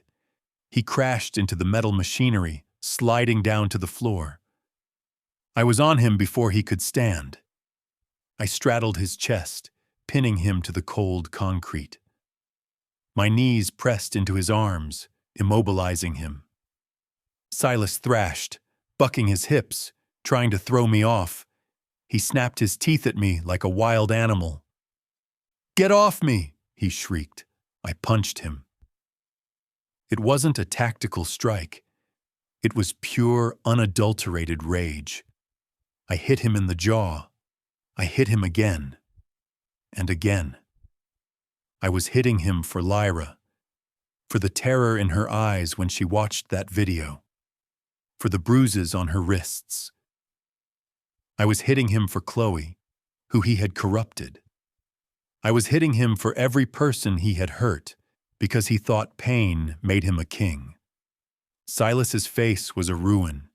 His nose was shattered. His lips were split. But he was still laughing. Through the blood and the broken teeth, he was laughing at me. "Do it," Silas wheezed. "Do it, brother. Show me you have it in you." He looked up at me, his eyes gleaming with madness. "You can't do it," he taunted. "You're a savior, remember? You save people. You don't execute family." He was wrong. I looked down at him. I didn't see my brother. I didn't see the boy I had grown up with. I saw a disease, a rot that would never stop spreading unless I cut it out. If I let him live, he would never stop coming for Lyra. He would burn the world down just to spite me. There was no prison that could hold him, no deal that could bind him. He was beyond saving. "I'm not a savior, Silas," I whispered. I shifted my grip. I moved my hands to his throat. But I didn't squeeze. I placed one hand on his chin and the other on the back of his head. Silas's eyes widened. The laughter died in his throat. For the first time, he saw the truth. He saw the monster he had been trying to provoke. "Kieran," he choked out. "Wait!" "Goodbye, brother." I twisted. There was a sharp, loud crack that echoed through the foundry like a gunshot. Silas went limp instantly. His eyes stared up at the ceiling, glassy and vacant. The madness was gone, replaced by nothing. I held him for a second longer, feeling the life leave his body. Then I let go. I sat back on my heels, gasping for air. The adrenaline was starting to fade, and the pain in my side came rushing back with a vengeance. I looked down at my shirt. It was soaked through with blood. I looked at my hands. They were bruised and covered in gore. I had done it. I had killed my own brother. I expected to feel guilt. I expected to feel horror. But all I felt was silence. The threat was gone. I slowly pushed myself to my feet. The world tilted dangerously, and I had to grab the conveyor belt to steady myself. I turned around. Lyra was standing by the pillar, her hands pressed over her mouth. She was staring at Silas's body with wide, horrified eyes. But she was safe. She was alive. Then I looked past her. Chloe was standing near the door. She still had the rifle. She had watched the whole thing. She had watched me beat her new boss to death and snap his neck. She raised the gun. Her hands were shaking violently. The barrel wavered in the air, pointing generally in my direction. Her face was pale, tears streaming down her cheeks. "Stay back," Chloe sobbed. "Stay back, or I'll shoot." I looked at her. I was exhausted. I was bleeding out. I had just murdered my last living relative. I didn't have the energy to be afraid of Chloe Cross. I let go of the machinery and stood up straight. I wiped the blood from my mouth with the back of my hand. "You won't shoot," I said. My voice was rough, barely a whisper, but in the silence of the foundry, it carried. I started walking toward her. "Stop!" Chloe screamed. "I swear to God, Kieran, I'll kill you!" I didn't stop. I didn't even flinch. I walked right down the barrel of the gun. "You had your chance to kill me, Chloe," I said, taking another step. "You had your chance to kill Lyra. You didn't do it." I was waiting for orders," she stammered, backing up until she hit the wall. "No," I said. "You were waiting for permission to be a monster, but you aren't one." I was 10 feet away. "I am," she cried. "I sold you out. I ruined everything." "You made a mistake," I said. "A greedy, stupid mistake. But you aren't a killer." I was 5 feet away. I could see the terror in her eyes. She was looking at the blood on my hands, at the dead look in my eyes. "Shoot me, Chloe," I challenged softly. "If you want to be in this game, if you want to be like Silas, pull the trigger." She stared at me. Her finger trembled on the trigger guard. She looked at Lyra, who was watching us, paralyzed. Then she looked back at me. She let out a sob, and the rifle slipped from her fingers. It clattered to the concrete floor. Chloe collapsed to her knees, burying her face in her hands. "I can't," she wept. "I can't do it." I stopped in front of her. I looked down at the top of her head. I could kill her. It would be easy. She was a traitor. She was a loose end. By all the laws of my world, she deserved to die right next to Silas. I reached down. Chloe flinched, expecting a blow. I picked up the rifle. I ejected the magazine and tossed it aside. Then I threw the empty gun into the shadows. I turned away from her. I walked over to Lyra. She hadn't moved. She was still staring at me like I was a stranger. Maybe I was. I was covered in her sister's betrayal and my brother's blood. "Lyra," I said. She blinked, focusing on me. Her eyes dropped to the wound in my side. "You're hurt," she whispered. "I'll live," I said. I reached out to touch her, then pulled my hand back, realizing it was stained red. I didn't want to get blood on her. Not anymore. "It's over," I said. Lyra looked past me at Silas's body, then at Chloe sobbing on the floor. "Is it?" she asked. "Silas is dead," I said. "The threat is gone." "And Chloe?" I turned back to look at the traitor. "That," I said, "is up to you." Chapter 15. POV, Lyra. The gun was heavier than I expected. It was a cold, dead weight in my hands, smelling of burnt powder and oil. My palms were slick with sweat and grime, making the textured grip feel slippery. I stared down the barrel. At the other end, on her knees in the dirt and grease of the foundry floor, was my sister. Chloe looked small. That was the first thing that hit me. She had always been the big sister, the protector, the loud one who took up all the oxygen in the room. Now, stripped of her bravado and her weapons, she looked like a child. Her blonde hair was escaping her ponytail in messy wisps, and her face was streaked with soot and tears. Behind me, Kieran stood like a sentinel. He was bleeding, his shirt soaked red from the knife wound in his side, but he didn't sway. He didn't speak. He had given me the weapon, and with it, the power. He was letting me decide who I wanted to be. The silence in the foundry was deafening. It pressed against my eardrums louder than the gunfire had been moments ago. "Lyra," Chloe whispered. Her voice cracked, a pathetic, broken sound. "Please." My finger hovered over the trigger. I should kill her. The thought wasn't mine. It belonged to the violent world I had been dragged into. In Kieran's world, in Silas's world, this was the only logical conclusion. She was a traitor. She had sold out her boss. She had sold out her own blood.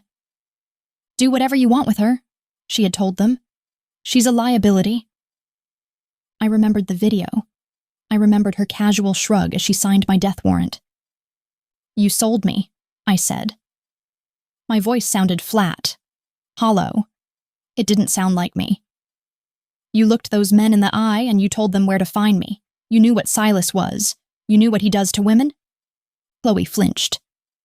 I thought he would just use you as leverage. I didn't think he would kill you." "You didn't care!" I screamed. The anger exploded out of me, hot and sudden, shaking my entire body. "You didn't care if I lived or died, as long as you got your money, as long as you got your seat at the table." "I did it for us!" Chloe cried, crawling forward a few inches on her knees. "I wanted us to have a better life, Lyra. I was tired of scraping by." "We were fine," I shouted. "We were happy. I was happy." "You were a graphic designer living in a studio apartment," Chloe spat back, a flash of her old arrogance surfacing through the fear. "You were nobody. I tried to make you a queen. By selling me to a king who wanted to mount my head on a wall?" I took a step closer, raising the gun higher. "You aren't my sister," I said. "My sister would have died before she let anyone touch me. My sister protected me from the monsters. She didn't become one." Chloe crumbled. She slumped forward, putting her hands on the floor, her shoulders shaking with sobs. "I'm sorry," she wept. "I'm so sorry, Lyra. I was scared. Once I started, I couldn't stop. Silas said he would kill me if I didn't help him. I was trapped." "Everyone has a choice," Kieran said from behind me. His voice was a low rumble, dark and unforgiving. "You chose greed. Don't pretend it was survival." Chloe looked up at him, terror in her eyes. Then she looked back at me. "Lyra, please," she begged. "Don't kill me. I'm your blood. I'm all you have." I looked at her, really looked at her. I saw the memories of our childhood overlaying the woman in front of me. Chloe teaching me to ride a bike. Chloe holding ice to my knee after I fell. Chloe braiding my hair before prom. But then I saw the other images. Chloe handing an envelope to Marcus. Chloe standing by while Silas held a gun to my head. She was right. She was my blood. But Kieran was right too. She was a traitor. My finger tightened on the trigger.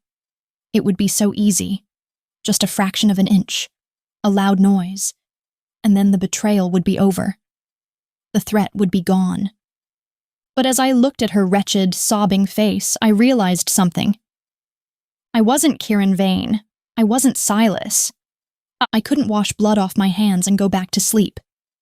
If I pulled this trigger, I would carry the ghost of my sister with me for the rest of my life. I would become exactly what she tried to make me. I exhaled a shaky breath. "You're right," I whispered. "You are my blood." Hope flared in Chloe's eyes. "But you aren't my family," I finished. "Not anymore." I lowered the gun. Chloe slumped with relief, letting out a ragged gasp. "Thank you," she sobbed. "Oh my God, Lyra, thank you." "Get up," I ordered. She scrambled to her feet, wiping her face with dirty hands. She looked ready to hug me, but I stepped back, raising the gun again just enough to keep her at bay. "I'm not forgiving you," I said coldly. "And I'm not saving you." I gestured toward the open side door where the night wind was whistling through. Run! I said. Chloe froze. What? Run, I repeated. Leave the city. Leave the country. Go to Europe. Go to Asia. I don't care. But if you stay here, if I ever see your face again, I won't stop him. I jerked my head toward Kieran. He will kill you, Chloe, I said. If you are anywhere near us, he will kill you. And I won't beg for your life. Not again. Chloe looked at Kieran. He was watching her with the predatory stillness of a wolf, deciding whether or not to chase a rabbit. She swallowed hard. She knew I was telling the truth. Lyra, she started. Go, I screamed. Go before I change my mind. Chloe flinched. She looked at me one last time, her eyes filled with a complicated mix of shame, gratitude, and regret. Goodbye, Lyra, she whispered. Then she turned and bolted. She ran toward the door, her boots slamming against the concrete. She didn't look back. She slipped into the shadows and vanished into the night. I stood there for a long time, staring at the empty doorway. It was done. My sister was gone. Not dead, but gone. The severing of the bond felt physical, like a limb had been torn from my body. My legs gave out. I dropped the gun. It hit the floor with a metallic clatter that echoed through the foundry. I fell to my knees, the adrenaline crashing out of my system, leaving me shaking and cold. Lyra! Warm hands touched my shoulders. Strong arms wrapped around me before I could hit the ground completely. Kieran was there. He pulled me against him, lowering us both to the floor. I buried my face in his chest, not caring about the blood or the dirt. I smelled the iron scent of him, the sweat, and the faint trace of his cologne that had survived the war. I sobbed. I cried for the sister I had lost. I cried for the innocence that had been stripped away in this warehouse. I cried because I was alive, and I wasn't sure I deserved to be. Shh, Kieran murmured, his hand stroking my hair. His voice was rough with pain, but gentle. I've got you. You're safe. I let her go, I gasped into his shirt. I couldn't do it, Kieran. I'm weak. You're not weak, he said firmly. He pulled back slightly, forcing me to look at him. His face was battered, smeared with blood, but his gray eyes were clear and intense. Killing is easy, Lyra, he said. Mercy is hard. You showed mercy to someone who didn't deserve it. That doesn't make you weak. It makes you better than us. He winced then, his hand going to his side. His face paled, the adrenaline finally wearing off for him too. Kieran, I said, panic spiking through my grief. I looked down at his side. The cut was deep, the fabric of his shirt sliced open, revealing angry, bleeding flesh. You're hurt bad. I've had worse, he grunted, trying to stand up. He swayed, his grip on my arm tightening. Sit down, I ordered, pushing him back. You're losing too much blood. We need to leave, he said. The police will be here soon. Or whatever is left of Silas's crew. We can't walk out like this, I said. I looked around. I spotted his tactical vest lying on the floor where he had dropped it. I scrambled over to it and pulled out a trauma kit from one of the pouches. I crawled back to him. This is going to hurt, I said, tearing open a package of clotting gauze. Kieran watched me, a faint, tired smile touching his lips. Do your worst, sweetheart. I pressed the gauze into the wound. He hissed through his teeth, his body seizing up, but he didn't pull away. I applied pressure, feeling the hot pulse of his blood under my hands. Why? I asked, my voice trembling as I worked. Why did you come alone? Why did you surrender? He looked at me, his eyes heavy-lidded but focused. Because you were here, he said simply. You could have died, I said. Silas almost killed you. I know. You promised me you would come back, I said, tears leaking from my eyes again. But you came back to die. Kieran reached up and wiped a tear from my cheek with his thumb. His hand was rough, stained with violence, but his touch was reverent. I came back to live, he corrected. I couldn't live in a world where you didn't exist, Lyra. If he took you, I would have been dead anyway. I stared at him. The weight of his words settled over me, heavier than the gun, heavier than the grief. He loved me.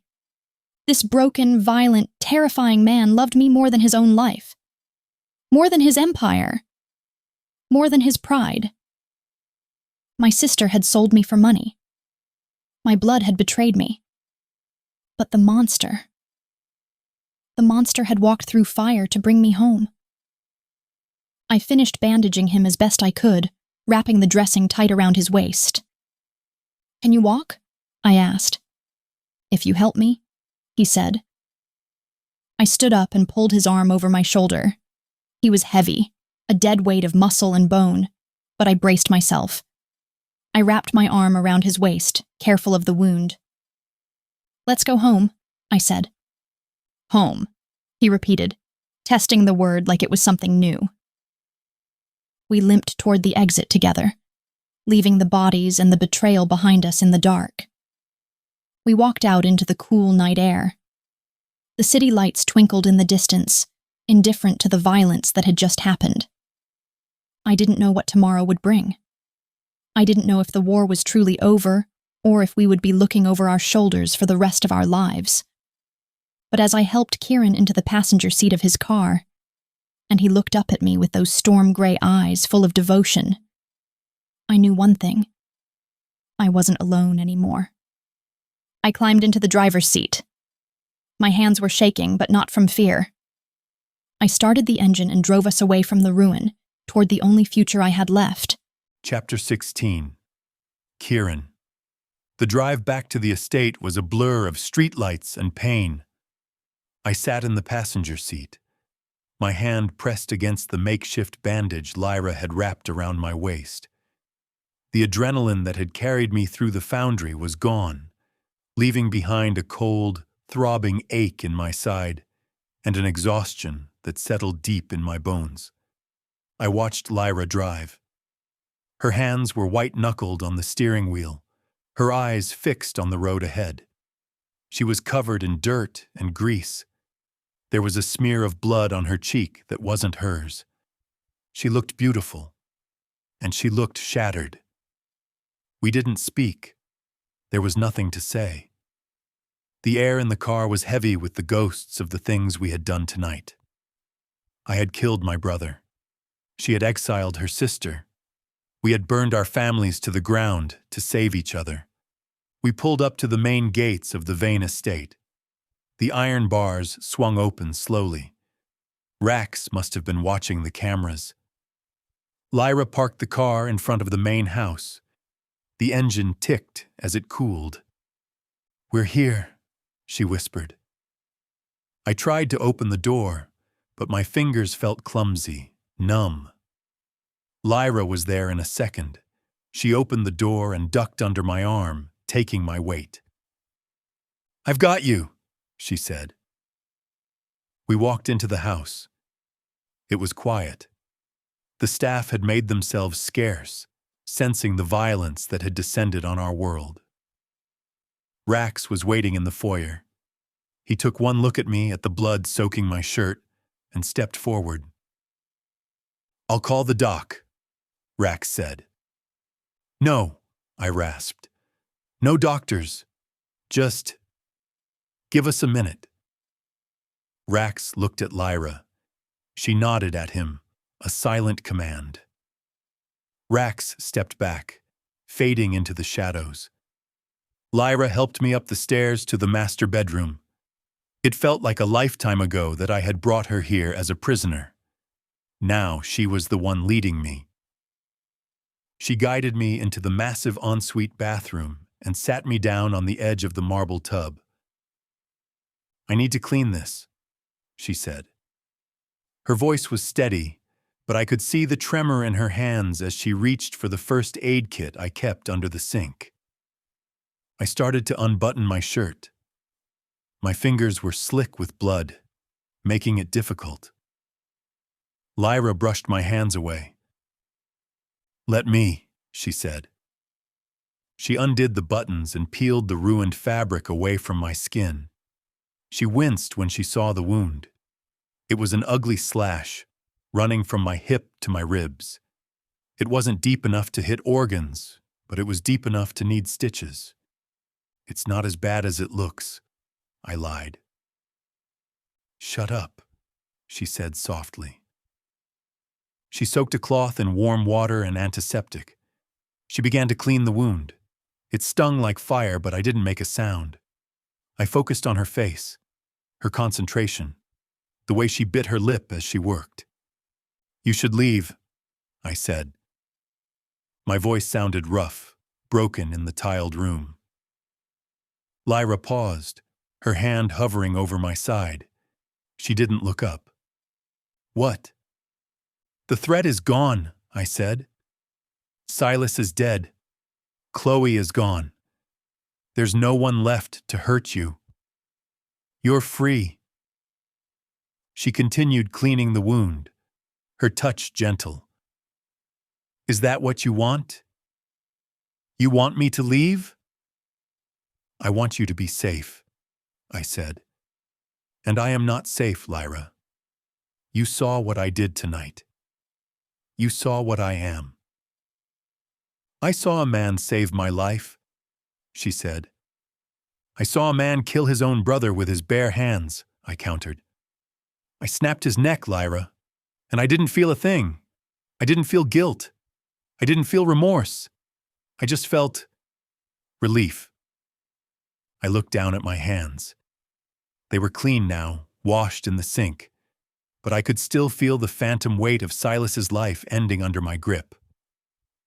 "I'm a monster," I whispered. "My father made me one, and tonight I proved him right. You don't belong with a monster. You belong in the light." Lyra set the cloth down. She picked up the suture kit. "This is going to hurt," she said, ignoring my speech. She threaded the needle. Her hands were steady now. She stitched me up.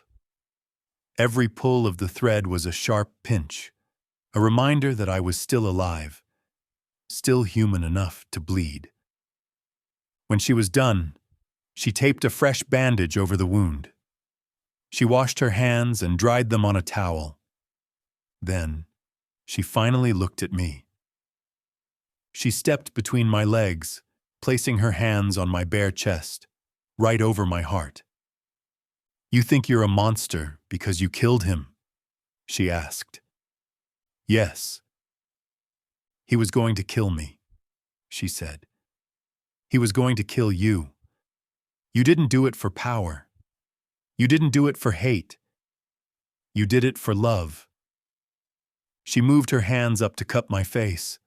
Her palms were warm, soft against my rough skin. "I know who you are, Kieran," she said. "I know you have darkness in you. I know you've done terrible things. But I also know you're the man who promised to come back for me. The man who walked into a trap unarmed just to give me a chance to run." "I'm damaged," I said. "I'm broken." "So am I," she whispered. "My sister sold me. My life is in ruins. I don't have anywhere else to go. I don't fit in the light anymore." She leaned in, her forehead resting against mine. "I don't want a hero, Kieran," she said. "Heroes are for fairy tales. I want you. The monster who burned the world down for me." I stared at her. I searched her eyes for fear, for hesitation. I found none. I only found a fierce, unyielding loyalty that matched my own. Something inside me, some cold, hard knot that had been tight since I was a child, finally loosened. "Lyra," I breathed. I wrapped my arms around her waist, pulling her close. I buried my face in her neck, inhaling the scent of her. She smelled like smoke and sweat and life. "I love you," I said. The words felt strange on my tongue, heavy and terrifying, but true. "I love you so much, it hurts." She let out a small sob and kissed me. It wasn't a desperate kiss like the one in the car. It wasn't an angry kiss. It was slow.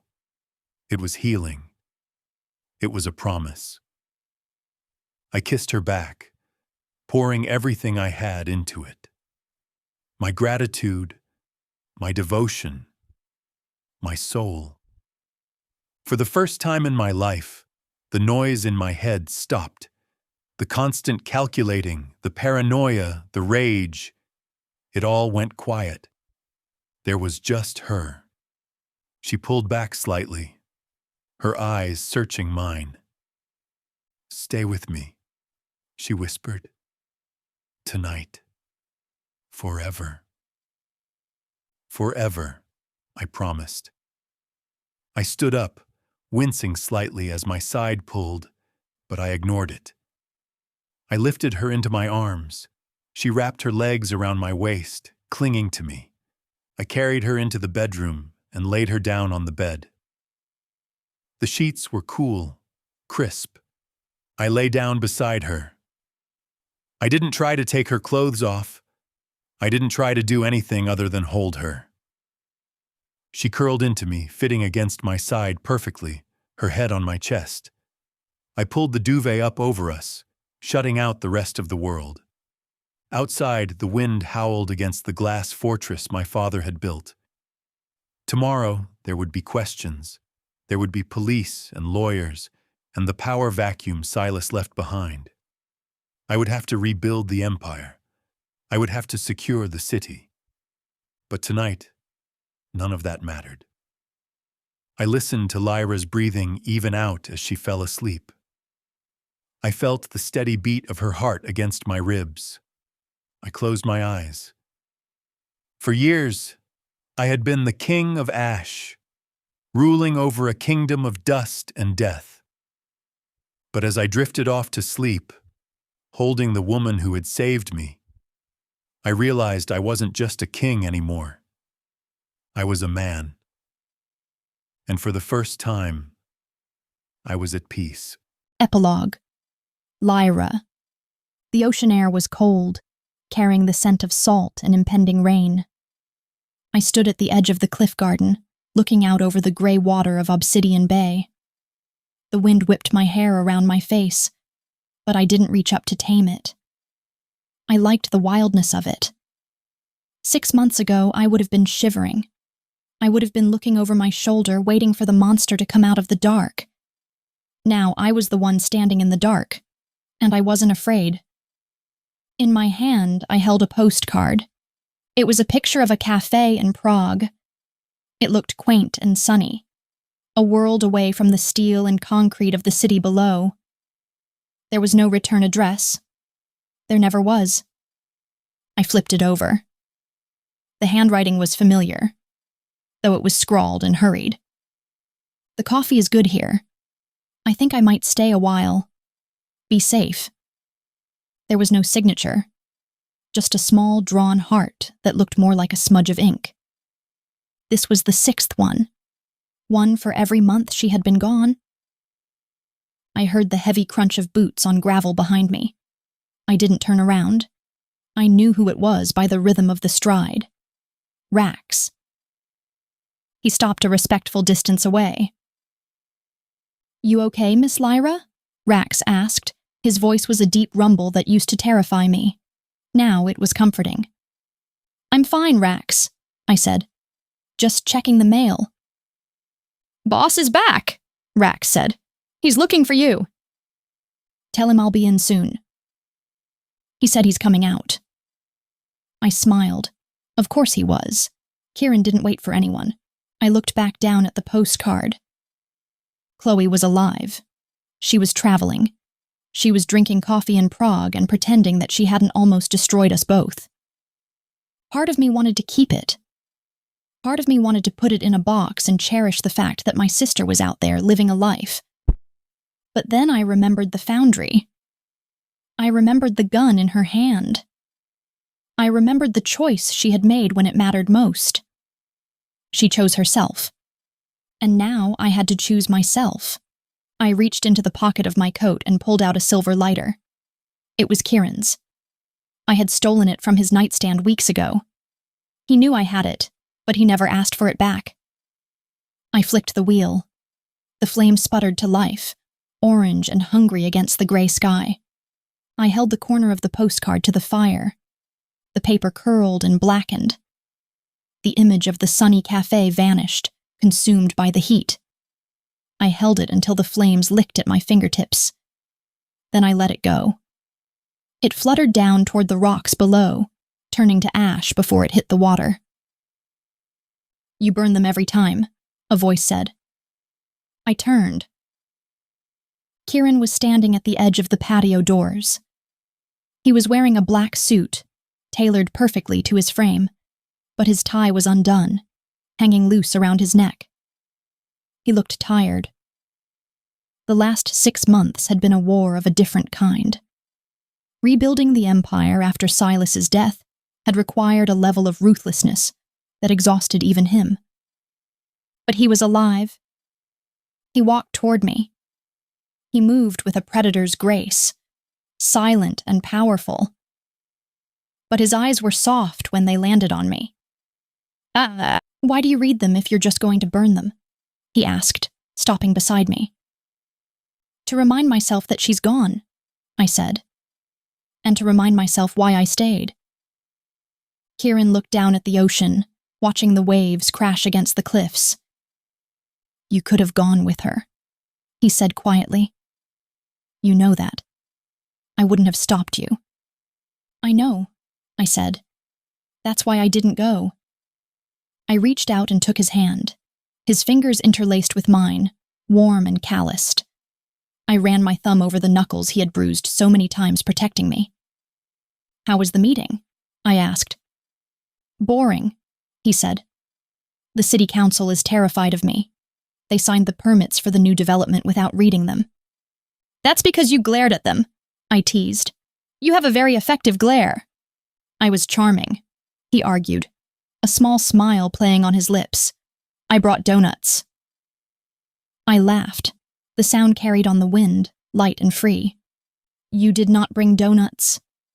"Emile brought donuts," Kieran amended. I just sat there and looked menacing. It worked. He turned to face me, his expression turning serious. He reached up and tucked a strand of hair behind my ear. His hand lingered on my cheek, his thumb tracing my jawline. "Are you happy, Lyra?" he asked. The question caught me off guard. Was I happy? My life wasn't normal. I lived in a fortress guarded by men with guns. My boyfriend was a crime lord who had killed his own brother. I had scars on my wrists from where I had been tied up, and nightmares that sometimes woke me up screaming. But I also had this. I had a man who looked at me like I was the sun. I had a purpose. I was helping him legitimize the business, using my skills to build something that wasn't just about violence. I was safe. I was loved. "I am," I said. "I'm happy." Kieran searched my eyes, looking for a lie. He nodded, satisfied. "Good," he said, "because I have a question." He stepped back, putting a little space between us. He reached into the inside pocket of his jacket. My heart skipped a beat. He pulled out a small box. It was black velvet, simple and elegant. He didn't kneel. Kieran Vane didn't kneel for anyone, not even me, and I didn't want him to. We were equals. We stood eye to eye. He opened the box. Inside sat a ring. It wasn't a traditional diamond. It was a black onyx stone, cut in a sharp, geometric shape, set in a band of dark, gunmetal gray. It was beautiful. It was dangerous. It looked like a piece of the night sky trapped in metal. I'm not going to give you a speech about how you make me a better man, Kieran said. His voice was low, intense. Because I don't know if I am a better man.